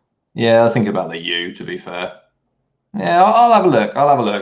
It's just there's so many, like, without going off on too much of a tangent, like there's so many games, there's so many teams. Like, I'll be honest, I don't really understand the conferences and how that works. I don't even know how teams get into how they get into the playoffs. Like sometimes better teams don't get in. Like it just gives me a headache. But like Eric Stokes, I think he's good. Like he's one of those. He's got like sort of, without throwing too many sort of cliches around, he's got playmaking potential. He's always looking for like a takeaway, as opposed like he'll play more likely to play the receiver than than actually look for sort of takeaways or anything. But yeah, he's good size, good speed. I think they need an upgrade at the position. On your corner rankings, yes, is there where is the drop off? So obviously we have Satan, JC Horn, and Caleb Farley, if he's healthy, way above the rest. Yeah. But is it that much of a drop off to that, or is there a drop off after, say, Asante Samuel, Eric Stokes, and then there's a drop off? Where is your like, okay, you need to get one now, or just like I think it ends at Asante Samuel, and then I think there's a bit of a drop off. I can see any of these guys that we're talking about. I mean, I can, depending on who they like, of course. Like like Eric Stokes, you can obviously I've got him here sort of late, end of the first round sort of thing. Could quite easily see him go in the second. I think there is quite a drop off between your JC Horn, your Patrick Surtain, again Caleb Farley. Unfortunately, when he's healthy, I think there's even quite a drop off from them going down. Yeah. So I think they go anywhere. It might be one of those things where it's need, because as I say, Stokes will fill a need for the Jets. Like their corners are not good. They got a good safety, but their corners are not good at all. So it fills a need for him. He's quick. So yeah, I think it's good. Good if they can get the most out of him. Yeah. So that takes me on to the Steelers. This is a team that is good but isn't good. They have what was it? The worst 15-1 team last year. the worst 15-1 team ever. They really could be. I mean, I don't know how much Big Ben has left. Probably not a lot. I don't think hardly their offensive line is just about patched together at the minute. They're about 40 years old. Yeah. They don't have a running back. They probably desperately need a corner. There's a million different ways the Steelers could go. I think they're almost plastered into sticking another year with Big Ben. Oh, so absolutely. They have to try and help him. I don't want them to, but I can see themselves talking themselves into a running back. This is where you could start to see a running back, and I think they've said that they will. I think they will come out and said like the first couple of rounds. He said, we want to sort the run game because that's going to sort out your offense. I know, but yeah, I think they're quite. I mean, they've been quite open and honest in saying like the first couple of rounds we are going to look for a running back, and I think with the running backs in this class anyway, this is where you'll see some of them start to be taken anyway, if they get taken at all. So in the first round, sorry. So yeah, I wouldn't be stunned really, to be honest. They need a running back, so yeah. I mean, I can't say his name. He's the guy from the army, Alejandro Villanueva. Yes, yeah. Him, I believe he had a visit somewhere. I can't remember which team, but I don't think he's going to come back. It was the Ravens. He had a visit. Ravens. Sure, he did. Yeah. Yeah, so I don't know whether he's going to come back. Obviously, they've had a few retirements with Pouncey, and De Castro's probably on his last legs if he didn't retire. I can't remember whether he did. So they could easily go. Pouncey retired. I know that for certain. Yeah, both the Pouncey boys retired. Come on, you twins, be a bit original. But like a lot of people have the Ravens taking like Landon Dickinson at 27, but honestly, I could see the Steelers talking themselves into like that. We're the Steelers, like we draft a center and he lasts 15 years. Yeah. So I could see it, but just to be a little bit fun, I think I'm gonna draft them a running back. I don't know how far down this board that the PFF has the running back, so I'm just going to search running back and see. No idea. I want to see who they rate as the first. They actually ranked Javonte Williams as first. Okay. I think it's those three, like literally looking at those three. So you got Javonte Williams, Najee Harris, Travis Etienne. Those are your three. Then I obviously I don't know what the Steelers think of the running backs, but if I had to guess, I would say they'd take Najee Harris. Purely just because, he's got that Bama pedigree, which all teams seem to love. The only thing I worry about... He's just the bigger guy. He is. The only thing I worry about now, like, to be fair, Bama players in general, is that they get worked into the ground. They do. Like, and they're great in college, but then they're shot. Yeah, they're shot once they get to the pros because they are used so much. But it doesn't stop teams from drafting them. Oh no, absolutely not. And rightly so. Obviously, like you wouldn't stop. But that is the one thing that worries me with Bama players in general. But I like Najee Harris. I say he's up there, for, as I say, obviously one of the three better running backs in the class. Do you think we're going like out of the top three? So Travis Etienne, Najee, and the other guy, Williams. Yeah, Williams. Do you think we're going to get like a top tier? Because I saw a stat earlier. I think it was out of the last 20 running backs drafted in like the top. There's only been like 5 of them that have been like top 3 or top 5 in yards in a single year. Do you think we're going to get a top guy this year, or do you think we're just going to have the later? Because we have seen a lot of later round running backs lately do really well. I think generally you're going to have it's going to be later round anyway with this running back class in general. So the chances obviously of getting someone who's decent in the later rounds is obviously quite high. I don't think any running back is going within the top 20, maybe. Again, I think this is where you start to see him go. I mean, I wouldn't be surprised if we don't get a first round running back. Exactly, and that's my thing. I wouldn't be stunned if no running back goes in the first round. I mean, Harris reminds me a lot of Steven Jackson. So he's a big guy. Yeah, I can see that. He's a big sort of tough runner. But at the same time, to be fair, quite elusive in that sense as well. So he's got a lot of tools. Like he can, as I say, he can make you miss, but he's also got the power to go through you. I think I can see they need something. They need a running back. I don't know who else. I can't remember who their other running back was. It was Benji something. Yeah, that was it. Because James Conner signed 1 year, 1.75 with the Cardinals. Yes, he did. Yeah. So it's gonna bug me now who it is. It's just. I think they do need someone. Obviously, they need to upgrade. That's what I'm saying. I think they're going to talk themselves into whether it's the best move or not. They're going to talk themselves into it. I'll tell you what. Benny Snell, by the way. Benny Snell, he popped off for one game, didn't he? Yeah, he did. The thing is, what I could see the Steelers doing in theory at this point. I know we're not doing trades, but I could quite easily see him backing out of the first round. Oh yeah, but and then picking up the guy that they wanted. The guy that they wanted all along in the second.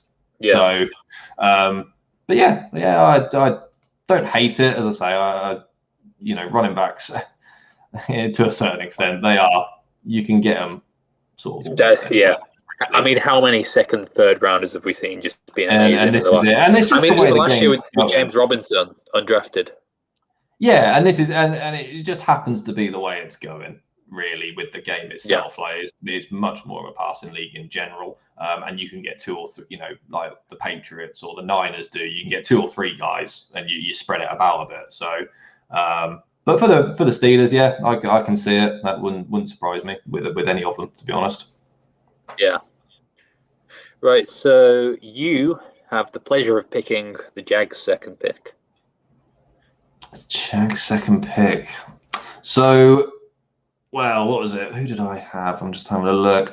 So hang on, bear with me. I've got some breaking news here. What's that? Right. So means nothing apparently, but someone called Evan Birchfield on Twitter has said Kyle Pitts currently only follows one NFL team on Instagram. Okay, what's that? It's the Falcons. So now there's been an update since he's unfollowed them. But if that doesn't tell you something about where they're it looks going, like I'll be back in a minute. I just have to put a bet on. Yeah, exactly. Go back and put a bet on there. So yeah, I think he quickly unfollowed him, but I got a message from my mate. He's like, look, just have a look at this quickly. By the by. Anyway. But so for the Jags, they've got, again, obviously you've got your quarterback of the future already. That's fine. I think the defense is all right for the most part. I like a wide receiver here. Again, you've just got your quarterback. I say give him some weapons. Obviously, again, I could see them potentially trading down because obviously looking at it, they don't have a tight end or anything like that I remember. Didn't they? Tyler Eifert? Is he with them? Am I getting that wrong? Yeah. They did have Tyler Eifert, but I think he was on a 1-year deal. Was he on a 1-year deal? So they don't have anyone to speak of. But then at the same time, I don't really. If I was the Jags, I wouldn't want to be taking like a tight end here. To be honest, again, you're looking at second or third round for that. Second, third round for a tight end. Yeah, personally, I do like a wide receiver here. Just surround Lawrence with weapons. Give him the best chance to succeed. You've already got DJ Chark, and I love DJ Chark. I think he's great. But I had. I love this question. Viscous, yeah, exactly. And you've got the sort of the veteran Marvin Jones, who's there as well. He's like they added him. He's amazing as a third or a fourth as well. Exactly. So you've got him. You've got DJ Chark as well, who's like more of the deep threat. Give him someone who can, I would say, like a little speedy playmaker. So I had him picking Elijah Moore here. Okay. And was Elijah Moore the guy who weighed in at 140, or was that someone else? God, I don't think so. Hold on, I'll search it. You have a look. The reason I like him is basically, again, it gives Lawrence another weapon straight in. Coming into the league, you give him another weapon. He's quick. He is a playmaker. Again, plays in the slot a lot. Will complement DJ Chark on the outside, and then obviously Marvin Jones and Laviska Shenault as well. And it gives you depth at the position. I think it's just as I say, sort of somewhere to, another option for Lawrence, and just helps that offense just a little bit more. I think Moore's just like a good dynamic playmaker. I can't believe he would have measured in at that. He might have done. I can't exactly find who it was that was 144 pounds, but I'm gonna guess it was either Rondale Moore or Chitarius Atwell from Louisville. Right. Okay. Yeah, because I don't think because I think I'd say Elijah Moore here, from what I'm looking at, is about what is that saying? That's saying about 185 pounds or something. But I know it was big news because everyone was like, "Who the hell is going to draft a 140-pound wide receiver?" Yeah, like that's Jesus. You get hit once going over the middle, and that is you're dead. That is the end. Yeah, but that's who I like. I think complements the offense well. Yeah, I mean, I don't mind that. I would either have them take Trayvon Moehrig, the top safety in the draft, probably the only first rounder. I like Trayvon Moehrig, to be fair. I do have him going slightly later on, but he is the top ranked prospect on the board via PFF, as we can see here. Or potentially, I can see them taking an offensive lineman if there's one there that they like. Yeah. Obviously to protect the number one overall pick. Yeah, absolutely. So I wouldn't be stunned by that. They franchise tagged Cam Robinson, obviously, but he's They did. Well, this is it. It was strange that they even franchise tagged him in. To be honest, I didn't really understand that, but no. But you gotta do what you gotta do sometimes. Yeah. So I'm on to the Browns. Obviously, they into the playoffs first time in God knows how many years. Since the playoffs started. No, I'm joking. No. just about. 2002 or something ridiculous like that. Something stupid. They don't have a lot of needs, but I would say it's mainly defense based that their needs are. Obviously, they've got Myles Garrett and Jadeveon Clowney on the opposite end now. Whether Jadeveon Clowney is going to play the full season, I would highly doubt it at this point. But his contract is incentive-based quite heavily, I believe, in the millions. So he's incentivized to play the full season and actually get some sacks. They had to release Sheldon Richardson, who has been, a fairly productive player in his career. He's bounced around a lot, Jets, Seahawks, and to the Browns. But I think Sheldon Richardson's a good player, so it's a shame that they had to let him go. So that obviously means they're probably looking for someone on the interior. They were eaten up in the middle. I mean, they've got Denzel Ward on the outside at corner. I can't think who their safeties are, to be honest, at this point in time. No one of note anyway. So I think they're gonna lean towards a linebacker. Okay. I don't particularly know who, but I am going to give them. I don't know whether you saw my analysis on Nick Bolton, but he's currently the highest ranked linebacker that PFF have. Oh yeah, I think I actually really like Nick Bolton. He's a bit of a throwback. He's very, very good in coverage, though. I will say that. but I do think they're going to go for someone like Jason Owe, just because he's a bit in the outside linebacker prospect. That's exactly who I had him picking. That's who you have. I shit you not. Yeah, that's exactly who I've got him picking. Jason Owe. I like him there. You pair because obviously you talk about Clowney being there, and I get it, but like you said, it's incentive based for a reason.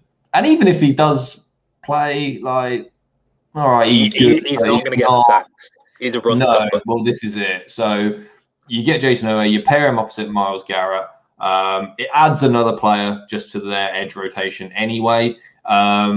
The only thing with Jason Owe, obviously, we are looking late first round now, but I think he's only had 1 year, like one decent year at college. He's got a little bit of inexperience. But you can say that about the edge in this class. Well, this is it. And the thing is with Owe, he's got great upside. Like, he's got really good upside if you can get the best out of him. He can stick his hand in the dirt. He can stand up and rush the passer. Yeah, I loved it. Hence why I say I had him go into the exact same place. Yeah, I mean, I do like Owe. I think he's been overlooked by a lot of analysts. They've kind of shoved him down the board a little bit. I think that's the same with like all the edge prospects though, because there isn't a lot of experience and there isn't a lot of standout prospects like in many years. Because most years you'll have like an edge going like the top 5 and then another one in like the top 15. But this year it's like. Yeah, it's not a great year for it. Obviously, we said about Jalen Phillips earlier, but Owe, I mean, I think that's the thing. Like, he got progressively better as the year went, but again, like the start of the year wasn't great. But he's disruptive again. Like he's got potentially great upside. Like really, I don't know why, but Jason Owe just seemed like a Browns pick. Yeah, exactly. He seems to fit, and I think he'll. Again, obviously, you got Myles Garrett on the other side, so you should be getting a lot of one-on-ones. You should hope so. Exactly. So you got to make the most of them. But yeah, no, I agree with that pick. Absolutely. So you come into the Ravens, another team with quite a few different needs that could go a few different ways. Where do you think they're going to go? Well, everyone keeps saying that they have to go wide receiver to help. Wow. No. Marquise Brown, he's one of those soldiers. They got soldiers there. I mean, he can't catch the ball, but he's a soldier.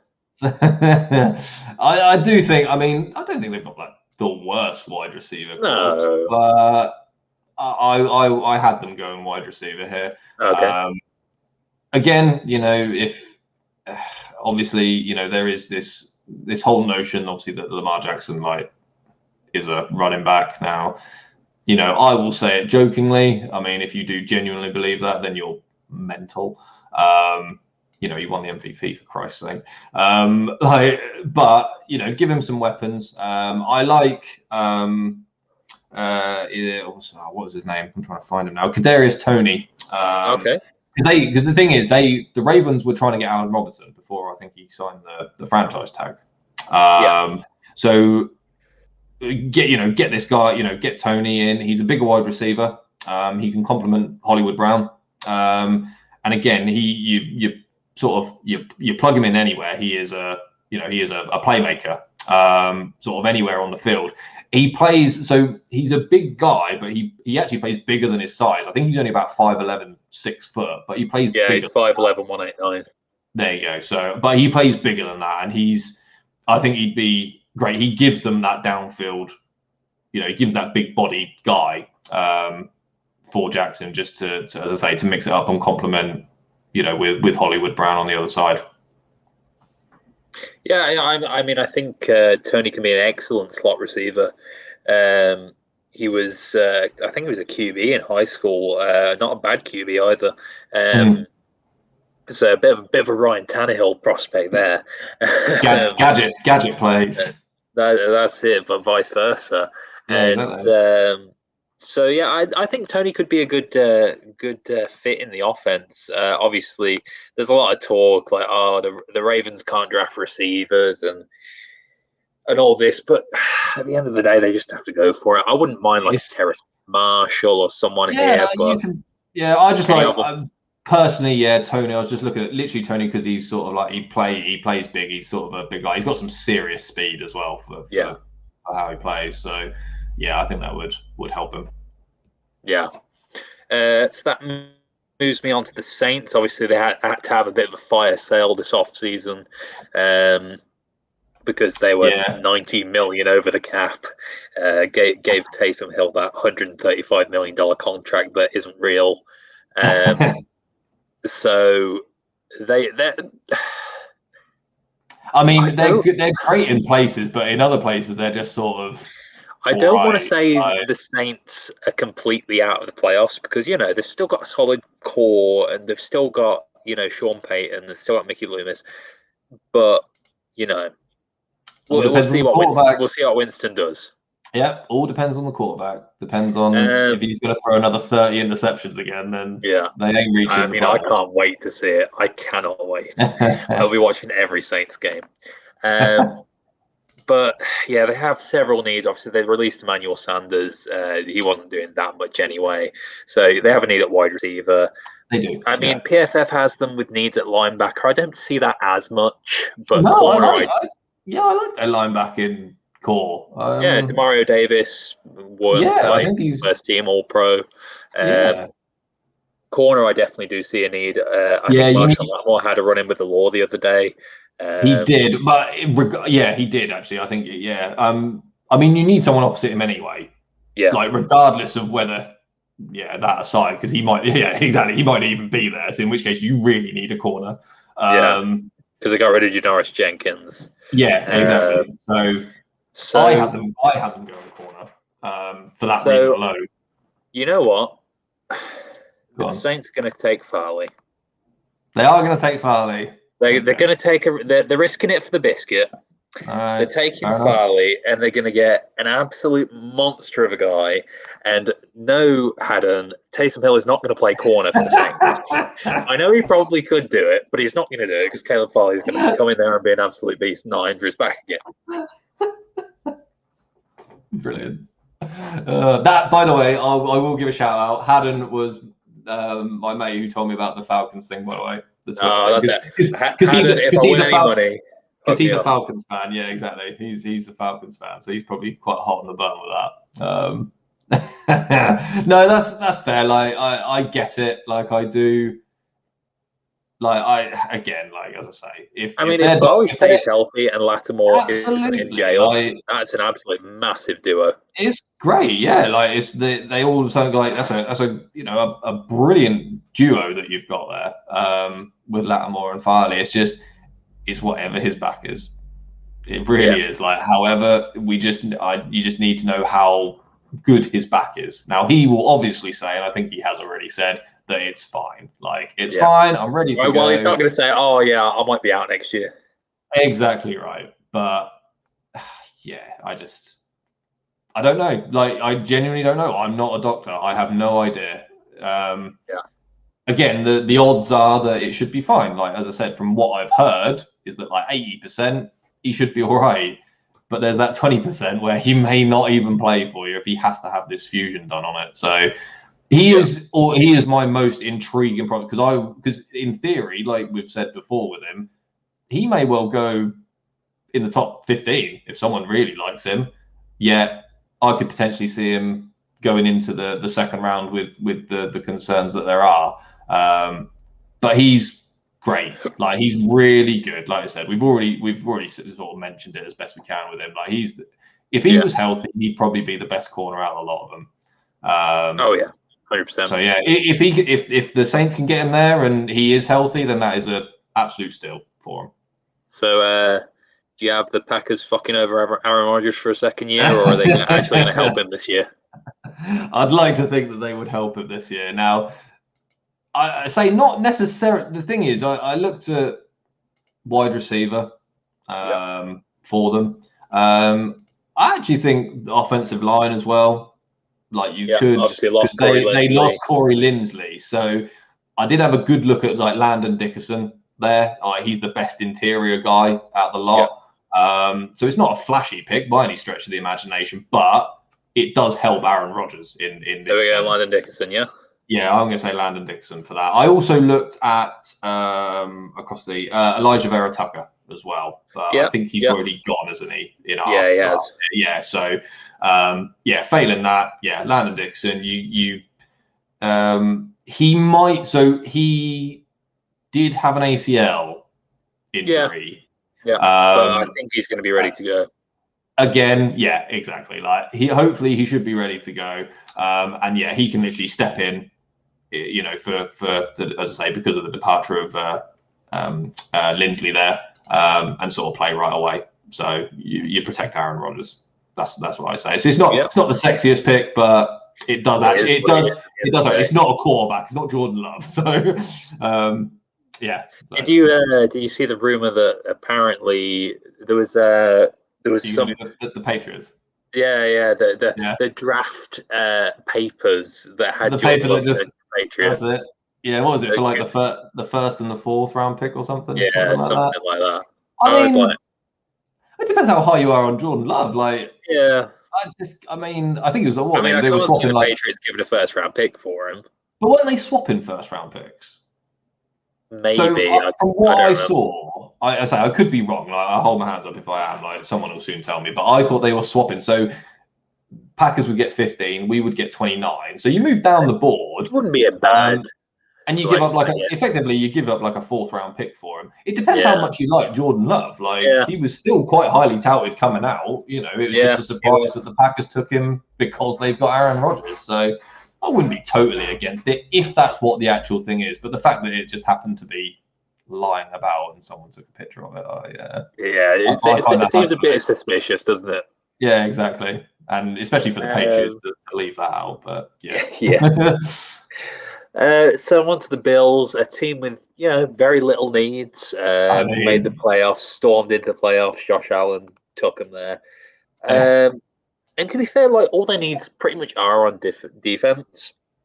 Some defense, it's not bad. Like they've got such a good team. Like PFF has them here needing a corner. I'm like, do they need a corner? No, I don't think they need a corner at all. Like they have one.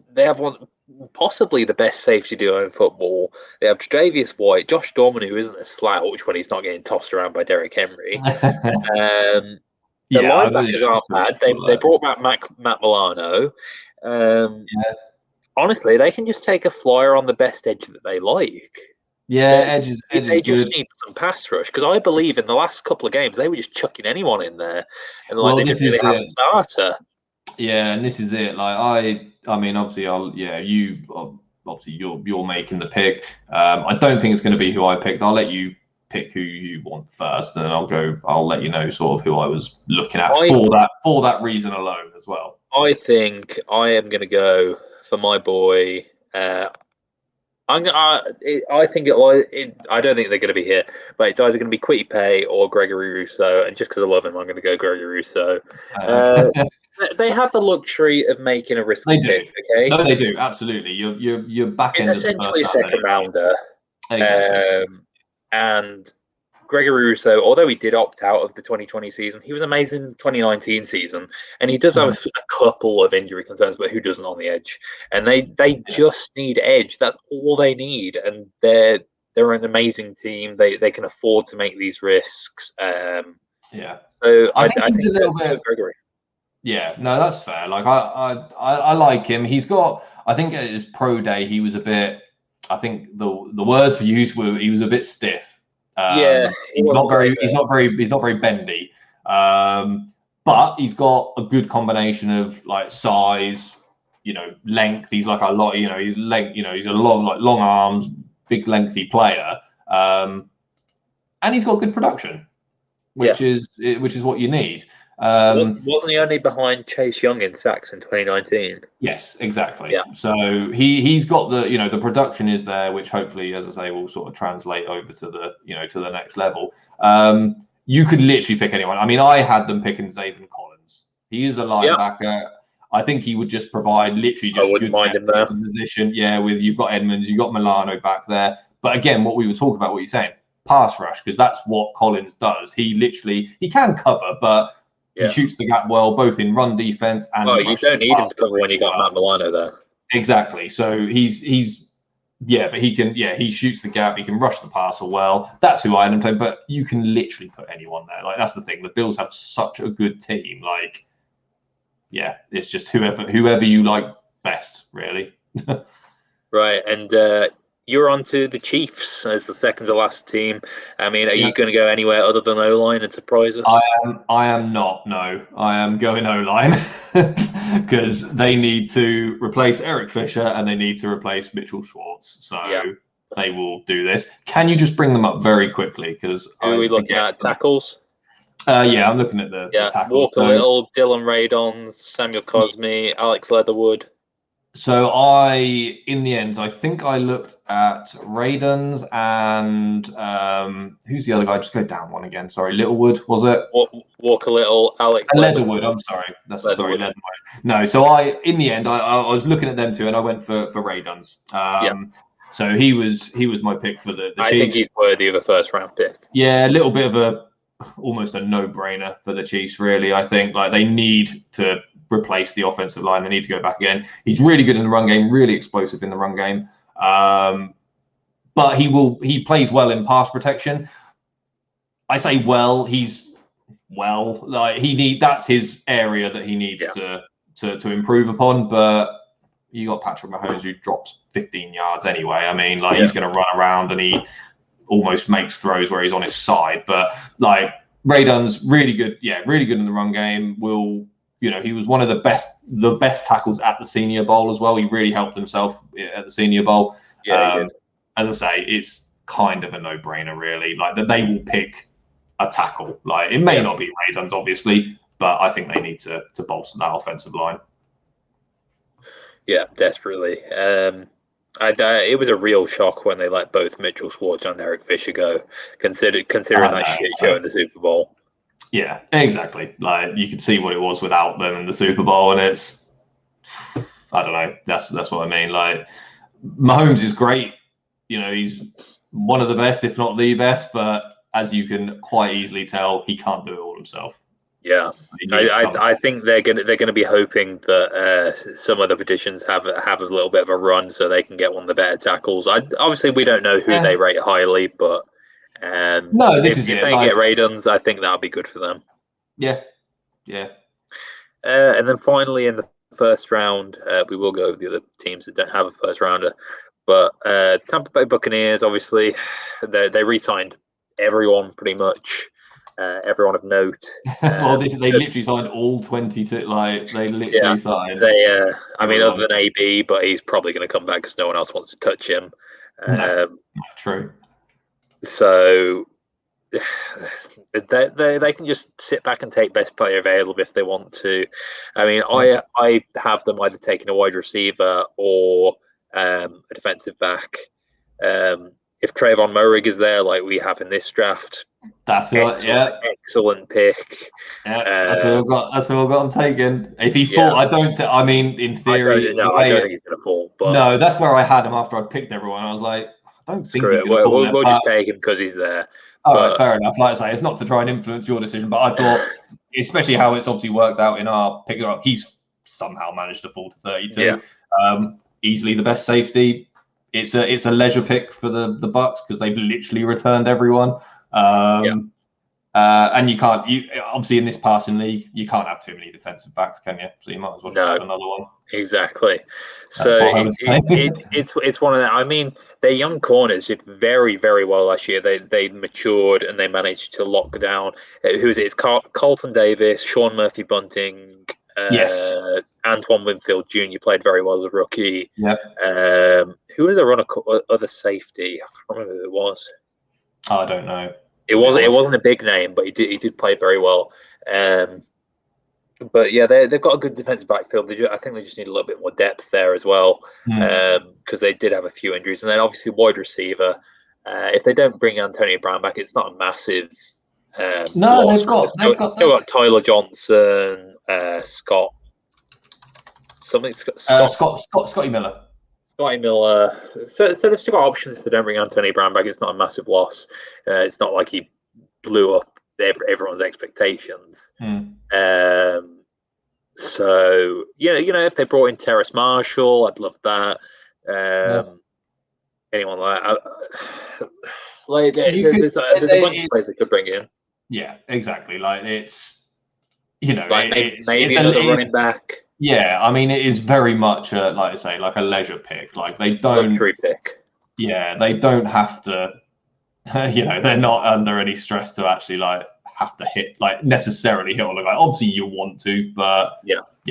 They right. So we have 3 teams that don't actually have a first-round pick. We have the Texans due to mismanagement. We have Seahawks because they traded for Jamal Adams, and we have the Rams because they traded away Jared Goff. So where do you think? They don't. The Rams don't have a first-round pick because they had to get rid of Jared Goff. Say that back. So where do you think the Seahawks are going to go with? I don't know what pick they're at, to be honest. So there's a couple of options for them. I think the 2 glaring ones. Obviously, I think Russell Wilson has said it himself, but offensive line. I wouldn't be surprised if they go for an offensive lineman to try and. Well, I mean, Russell Wilson needs to be keep careful. Him happy.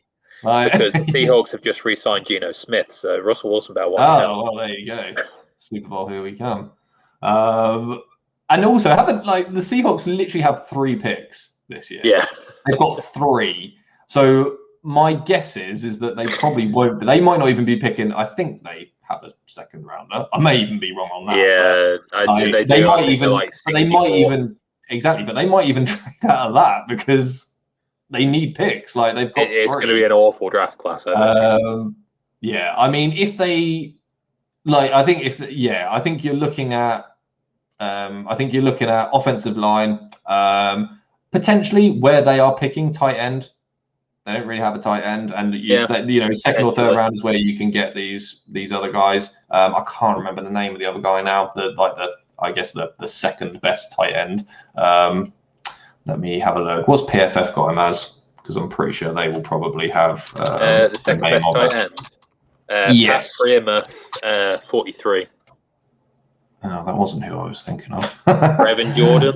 Brevin Jordan. That was the guy I had as sort of the second one. But again, you can probably stick them all together. To be honest, it's literally Kyle Pitts and the rest.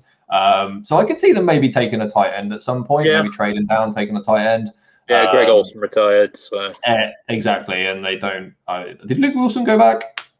I believe so. So I think he went to the Raiders for a bit, and then I think he. Yeah, exactly. This is it. And I think he'd come back, but he's not doing anything. So possibly a tight end, offensive line. Depending on how many picks they have at the end of it, you might literally end up getting 2 offensive linemen and a tight end. So that's where I can see them going personally. And then the Rams are picking at 57. Where do you think they could go? Rams. Well, the Rams. I'm thinking O-line. They need O-line, don't they? Yeah, they need O-line. Potentially running back. I thought maybe. No, I know they've got Cam Akers. Well, I know they've got Cam Akers, but again, maybe the sort of you get someone later on for a sort of 1-2 punch. They've got Malcolm Brown, Cam Akers. They've got guys there. I think they're good for a running back. I hope so, anyway, because I love Cam Akers. I like Cam Akers. I don't really like Malcolm Brown that much. I mean, no, everyone hates Malcolm Brown, but he's just to satisfy Sean McVay's incessant snap percentages. They do need inside linebackers. I can see them going. Maybe Nick Bolton. Potentially, yeah, exactly. Yeah, Nick Bolton. I don't think they're going to be able to trade up for anyone. Who did we not say? Did we mention? We didn't put. Was it Jermaine? Or I might be because it's Jamin. So Jamin or Jermaine. No, we didn't draft them. Out of Kentucky. He's a potential first round pick, but obviously, I think there's a lot of there's lots of fringe first round picks this year. Yeah, well, this is it, and I think obviously you're going to get some that fall. So I think for the Rams, inside linebacker is quite a something that they need. So if obviously Davis fell, there's a couple of linebackers there that they could take. I think that's probably their biggest need. Again, like you said, offensive line, potentially corner because it's a deep corner class, and they couldn't re-sign Troy Hill.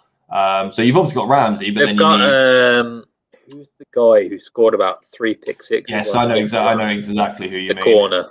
Is it John Johnson? No, he was the safety that went to the Browns. Oh, I didn't think the guy was still there. I don't know who it was then. I can't remember. I know he went to the Browns. That's who I thought it was that had all the picks. And then finally, we have the Texans who don't pick until the 3rd round.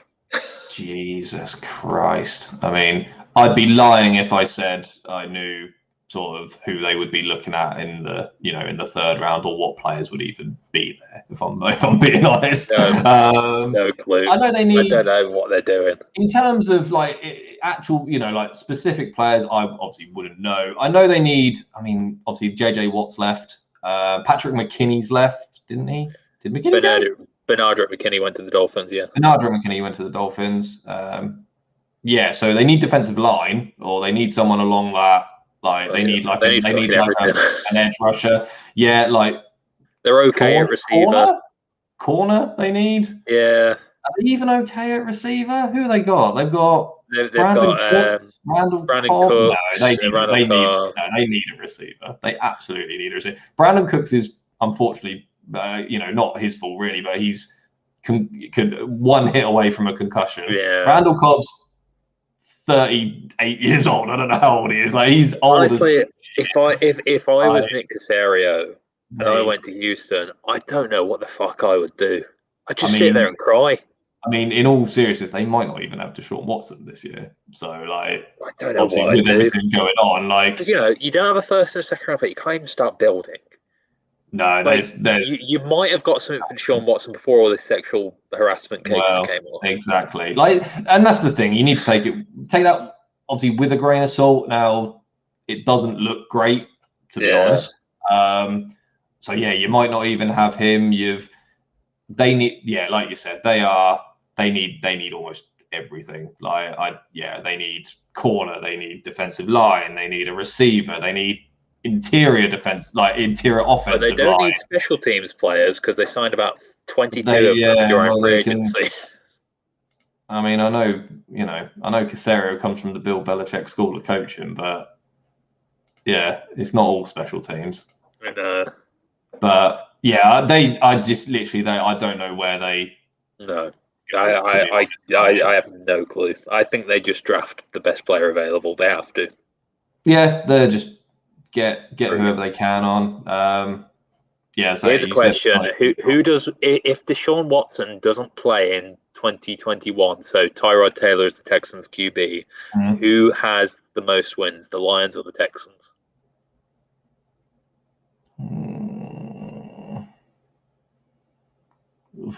That's a good question. They are both terrible. They're just literally just they are both just a race for the first pick, isn't it? I think it is. I'm going to say the line. Like like Jared Goff is good, not great. So I take that. I think they could draft one of the top wide receivers, but if they don't, he has no receivers to throw to, and I think he just fails. Potentially. But also, TJ Hawkinson's stock is rising. Yeah, exactly. If you like fantasy, then TJ Hawkinson's going to get some. He's going to get some balls thrown to him this year. I mean, I like Goff more than Tyrod Taylor, so I literally just give the edge to him. Yeah. I think if obviously, as I say, if Deshaun's not playing, I mean, to be fair, depending on how this Deshaun thing goes, they might draft the quarterback. I don't know if Kyle Trask is sitting there in the 3rd round, maybe, or something like. Oh Christ, that'd be fun to see, wouldn't it? Yeah. So I mean, Laramie Tunsil will be worth having that money. Oh, don't. Yeah, they. Well. So, I don't know why I shut down the tab with our PFF on, but any prospects that you really like that we missed out? Not that we missed on, because you did end up drafting Caleb Farley. He would have been my he would have been my main one to be just because of his potential. I think absolutely, and I totally understand. Like, as I say, it's not. I don't think anyone. I mean, if he goes in the top 10, for instance, I think that's mental. Oh, no, but if he goes in the 1st round, I think after 20, someone's going to take him. Yeah, and I wouldn't be surprised by that. Now, we kept talking about him, but I don't think you actually picked him. Did we pick Christian Barmore? The D tackle? Yes, I think I picked him for. So I did pick him. He went somewhere. Oh, Christ, I can't remember. So he went 15 to 20. He went somewhere. Because I like it. So again, it's one of these things. Obviously, the guys that we like that we don't think, these are literally just guys that potentially could go in the first round, or that we think will go in the first round and might not. I don't have Barmore going in the first round, but I wouldn't be surprised if he does, simply because, again, the interior defensive line class isn't good this year. So if you need one, you might have to spend. You might have to. I mean, I think Barmore could go as high as the Vikings, but he could but based on out the first. Yeah, exactly. Based on the class alone, but if you need an interior defensive guy, he's the one to get. So again, wouldn't surprise me, but I like him because I like him as one of these guys who may drop out, and you get a bargain. We didn't draft Asante Samuel Jr., but I think he could be a first rounder. Yeah, absolutely. He could end of the first round. I could see maybe like the Saints. I think depending on who we pick, but like the Saints could easily I see him going there. Terrace Marshall, he could be an easy first rounder. A lot of guys, like any of the running backs, to be fair, as well. Like at the end of the first round, like Travis Etienne as well, like Jonah Williams, like they're like you could any of them. I've seen a lot of people throw around a sixth QB. Do you reckon any of them slip into the end of the first? I think it's mad if they do. You get it, like Lamar Jackson. Like it does usually happen though. Like obviously you had it with Lamar Jackson, but because you get that fifth year option, isn't it?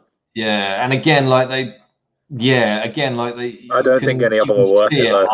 I'd be stunned because the thing is, I think the sixth best quarterback, in my opinion, is Kyle Trask, but he is not. Yeah, I don't mind him. He's not. I rate Kellen Mond. You like Kellen Mond? Again, either or. Kellen Mond is stiff, but that's just Jimbo Fisher's QBs. Well, yeah, no, that's true. I mean, the thing is with the only thing with Trask, I would say he's the thing is he done well with not a lot. Now I know he had Kyle Pitts. I get that. I do understand. And is a good player to have, but he played well with not a lot around him. He did sort of rise above the talent that he had when he played. He's not mobile by any stretch. He literally will just stand there. The thing is, if you put Kyle Trask behind a trash offensive line, he's going to die. This is going to die. But again, if you're picking at the end of the first, not that I ever expect him to go end of the first. Again, I think you pick any of these guys, Kellen Mond, Trask. If any of these guys go at the end of the first round, I think that's mad. Yeah, you're getting ripped by your fan base if you do that. Absolutely. But yeah, I mean, I can see him again. I say that's why usually when you get these guys in the second or third round, potentially they could have, because they go into potentially a better situation. So he might not have to run for his life, but he's not. Yeah, I don't think he's going anywhere near the first round. Let's just hope he doesn't. I think I think it's the five that we spoke about, and then quite a drop off, and you'll see some of those in the second, third round. Yeah. I'm trying to think. Do you know the corner Avery Williams? No. No. Check. He is a special teams monster. he had about 5 or 6 blocked kicks. He's an absolute return gem. I think he, in the 5th, maybe 4th, 5th, 6th round, he is going to make a team very, very, very happy. It's usually where they go. That's where you start having, you need to start. He's out of Boise State. Special teams. Yeah, Boise State, 5'9", 200 pounds, very fast. He's my player to watch. Nice. I like it. I'm hoping he's good. Yeah, well, there you go. Just because I just love the special teams. Go on. Put your name by him now. So yeah, he's put my name by Avery Williams. If he's shit, he's shit. No. Good. Anyone else you want to mention? No, I think we obviously. I can't remember because I ain't got the list in front of me now. I can't remember who we picked and who we didn't now. No, I think you could pick any of these guys, for instance, Kawiti Pay, for instance. Yeah, we didn't talk about Kawiti Pay much. No, and I don't think he was in our No, he wasn't. No, he wasn't. See, so and that's the thing. I think he's really good. Oh yeah, I really liked him. I think he could. Again, I think he could be one that goes in the first round, and then I've seen him in. He could go top 20, and then I've seen him going in like middle of the second round. Like it's one of those things.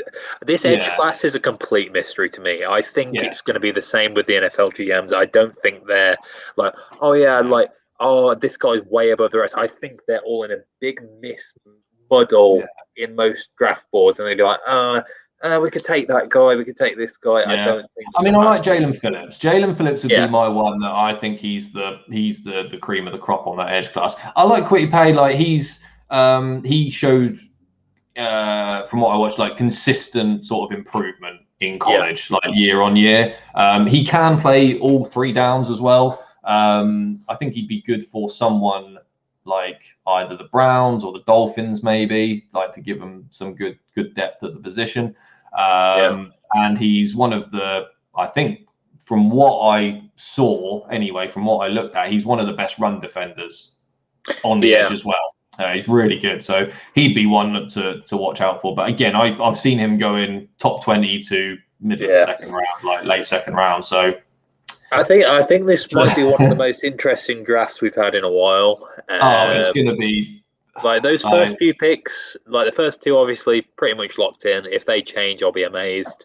Yeah, I'll be stunned. Absolutely stunned. Obviously, you got interest with the third, and then the rest. I think it's going to be a very interesting draft, and I will be live from probably about 1 a.m. midnight Thursday. I do have work on Friday, but do you? Oh, you're a better man than me. I can't. As I said, I may well try and stay up for. I was gutted. If you are up for the first few picks, I'll add you in. If you're not, that's fine. I do have some other people that can join me. I'm going to be dead on my ass if I do that the next day. For anyone watching that wants to join us live at Friday about 1 a.m., you might see me fall asleep by the 15th.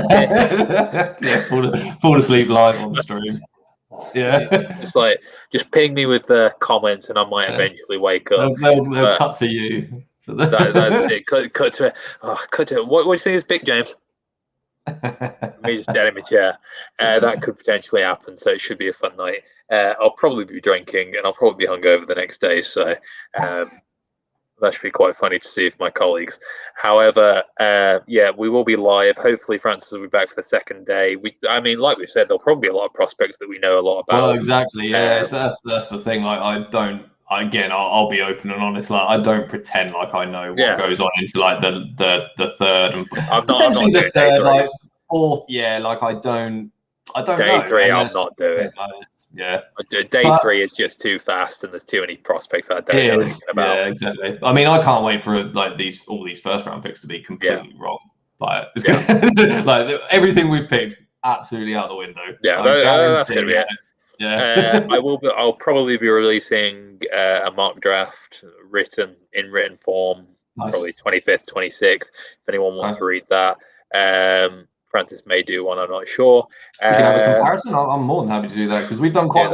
I'm surprised we had a lot of picks that were exactly the same, and this has not been not spoke about beforehand. It was literally as we went. So I know there were a couple. Yeah, like that was that we had the same picks on. So yeah, that was good. Yeah. Anyway, so thank you all for watching. As I said, we'll be live on this channel: Twitch, YouTube, Facebook, Gridiron Hub on the 20. Well, technically the 30th of April for us because it'll be Friday. Friday in the UK. If you're anywhere else in the UK, it'll probably be the 29th. About 1 a.m., maybe midnight to get some pre-draft coverage, and we'll be here for hopefully the first 32 picks, as long as I don't fall asleep, and then hopefully take two this. But thank you all for tuning in to the NFL 2021 mock draft with Gridiron Hub, and I will see you next Friday morning. Fantastic. Cheers. Thank you.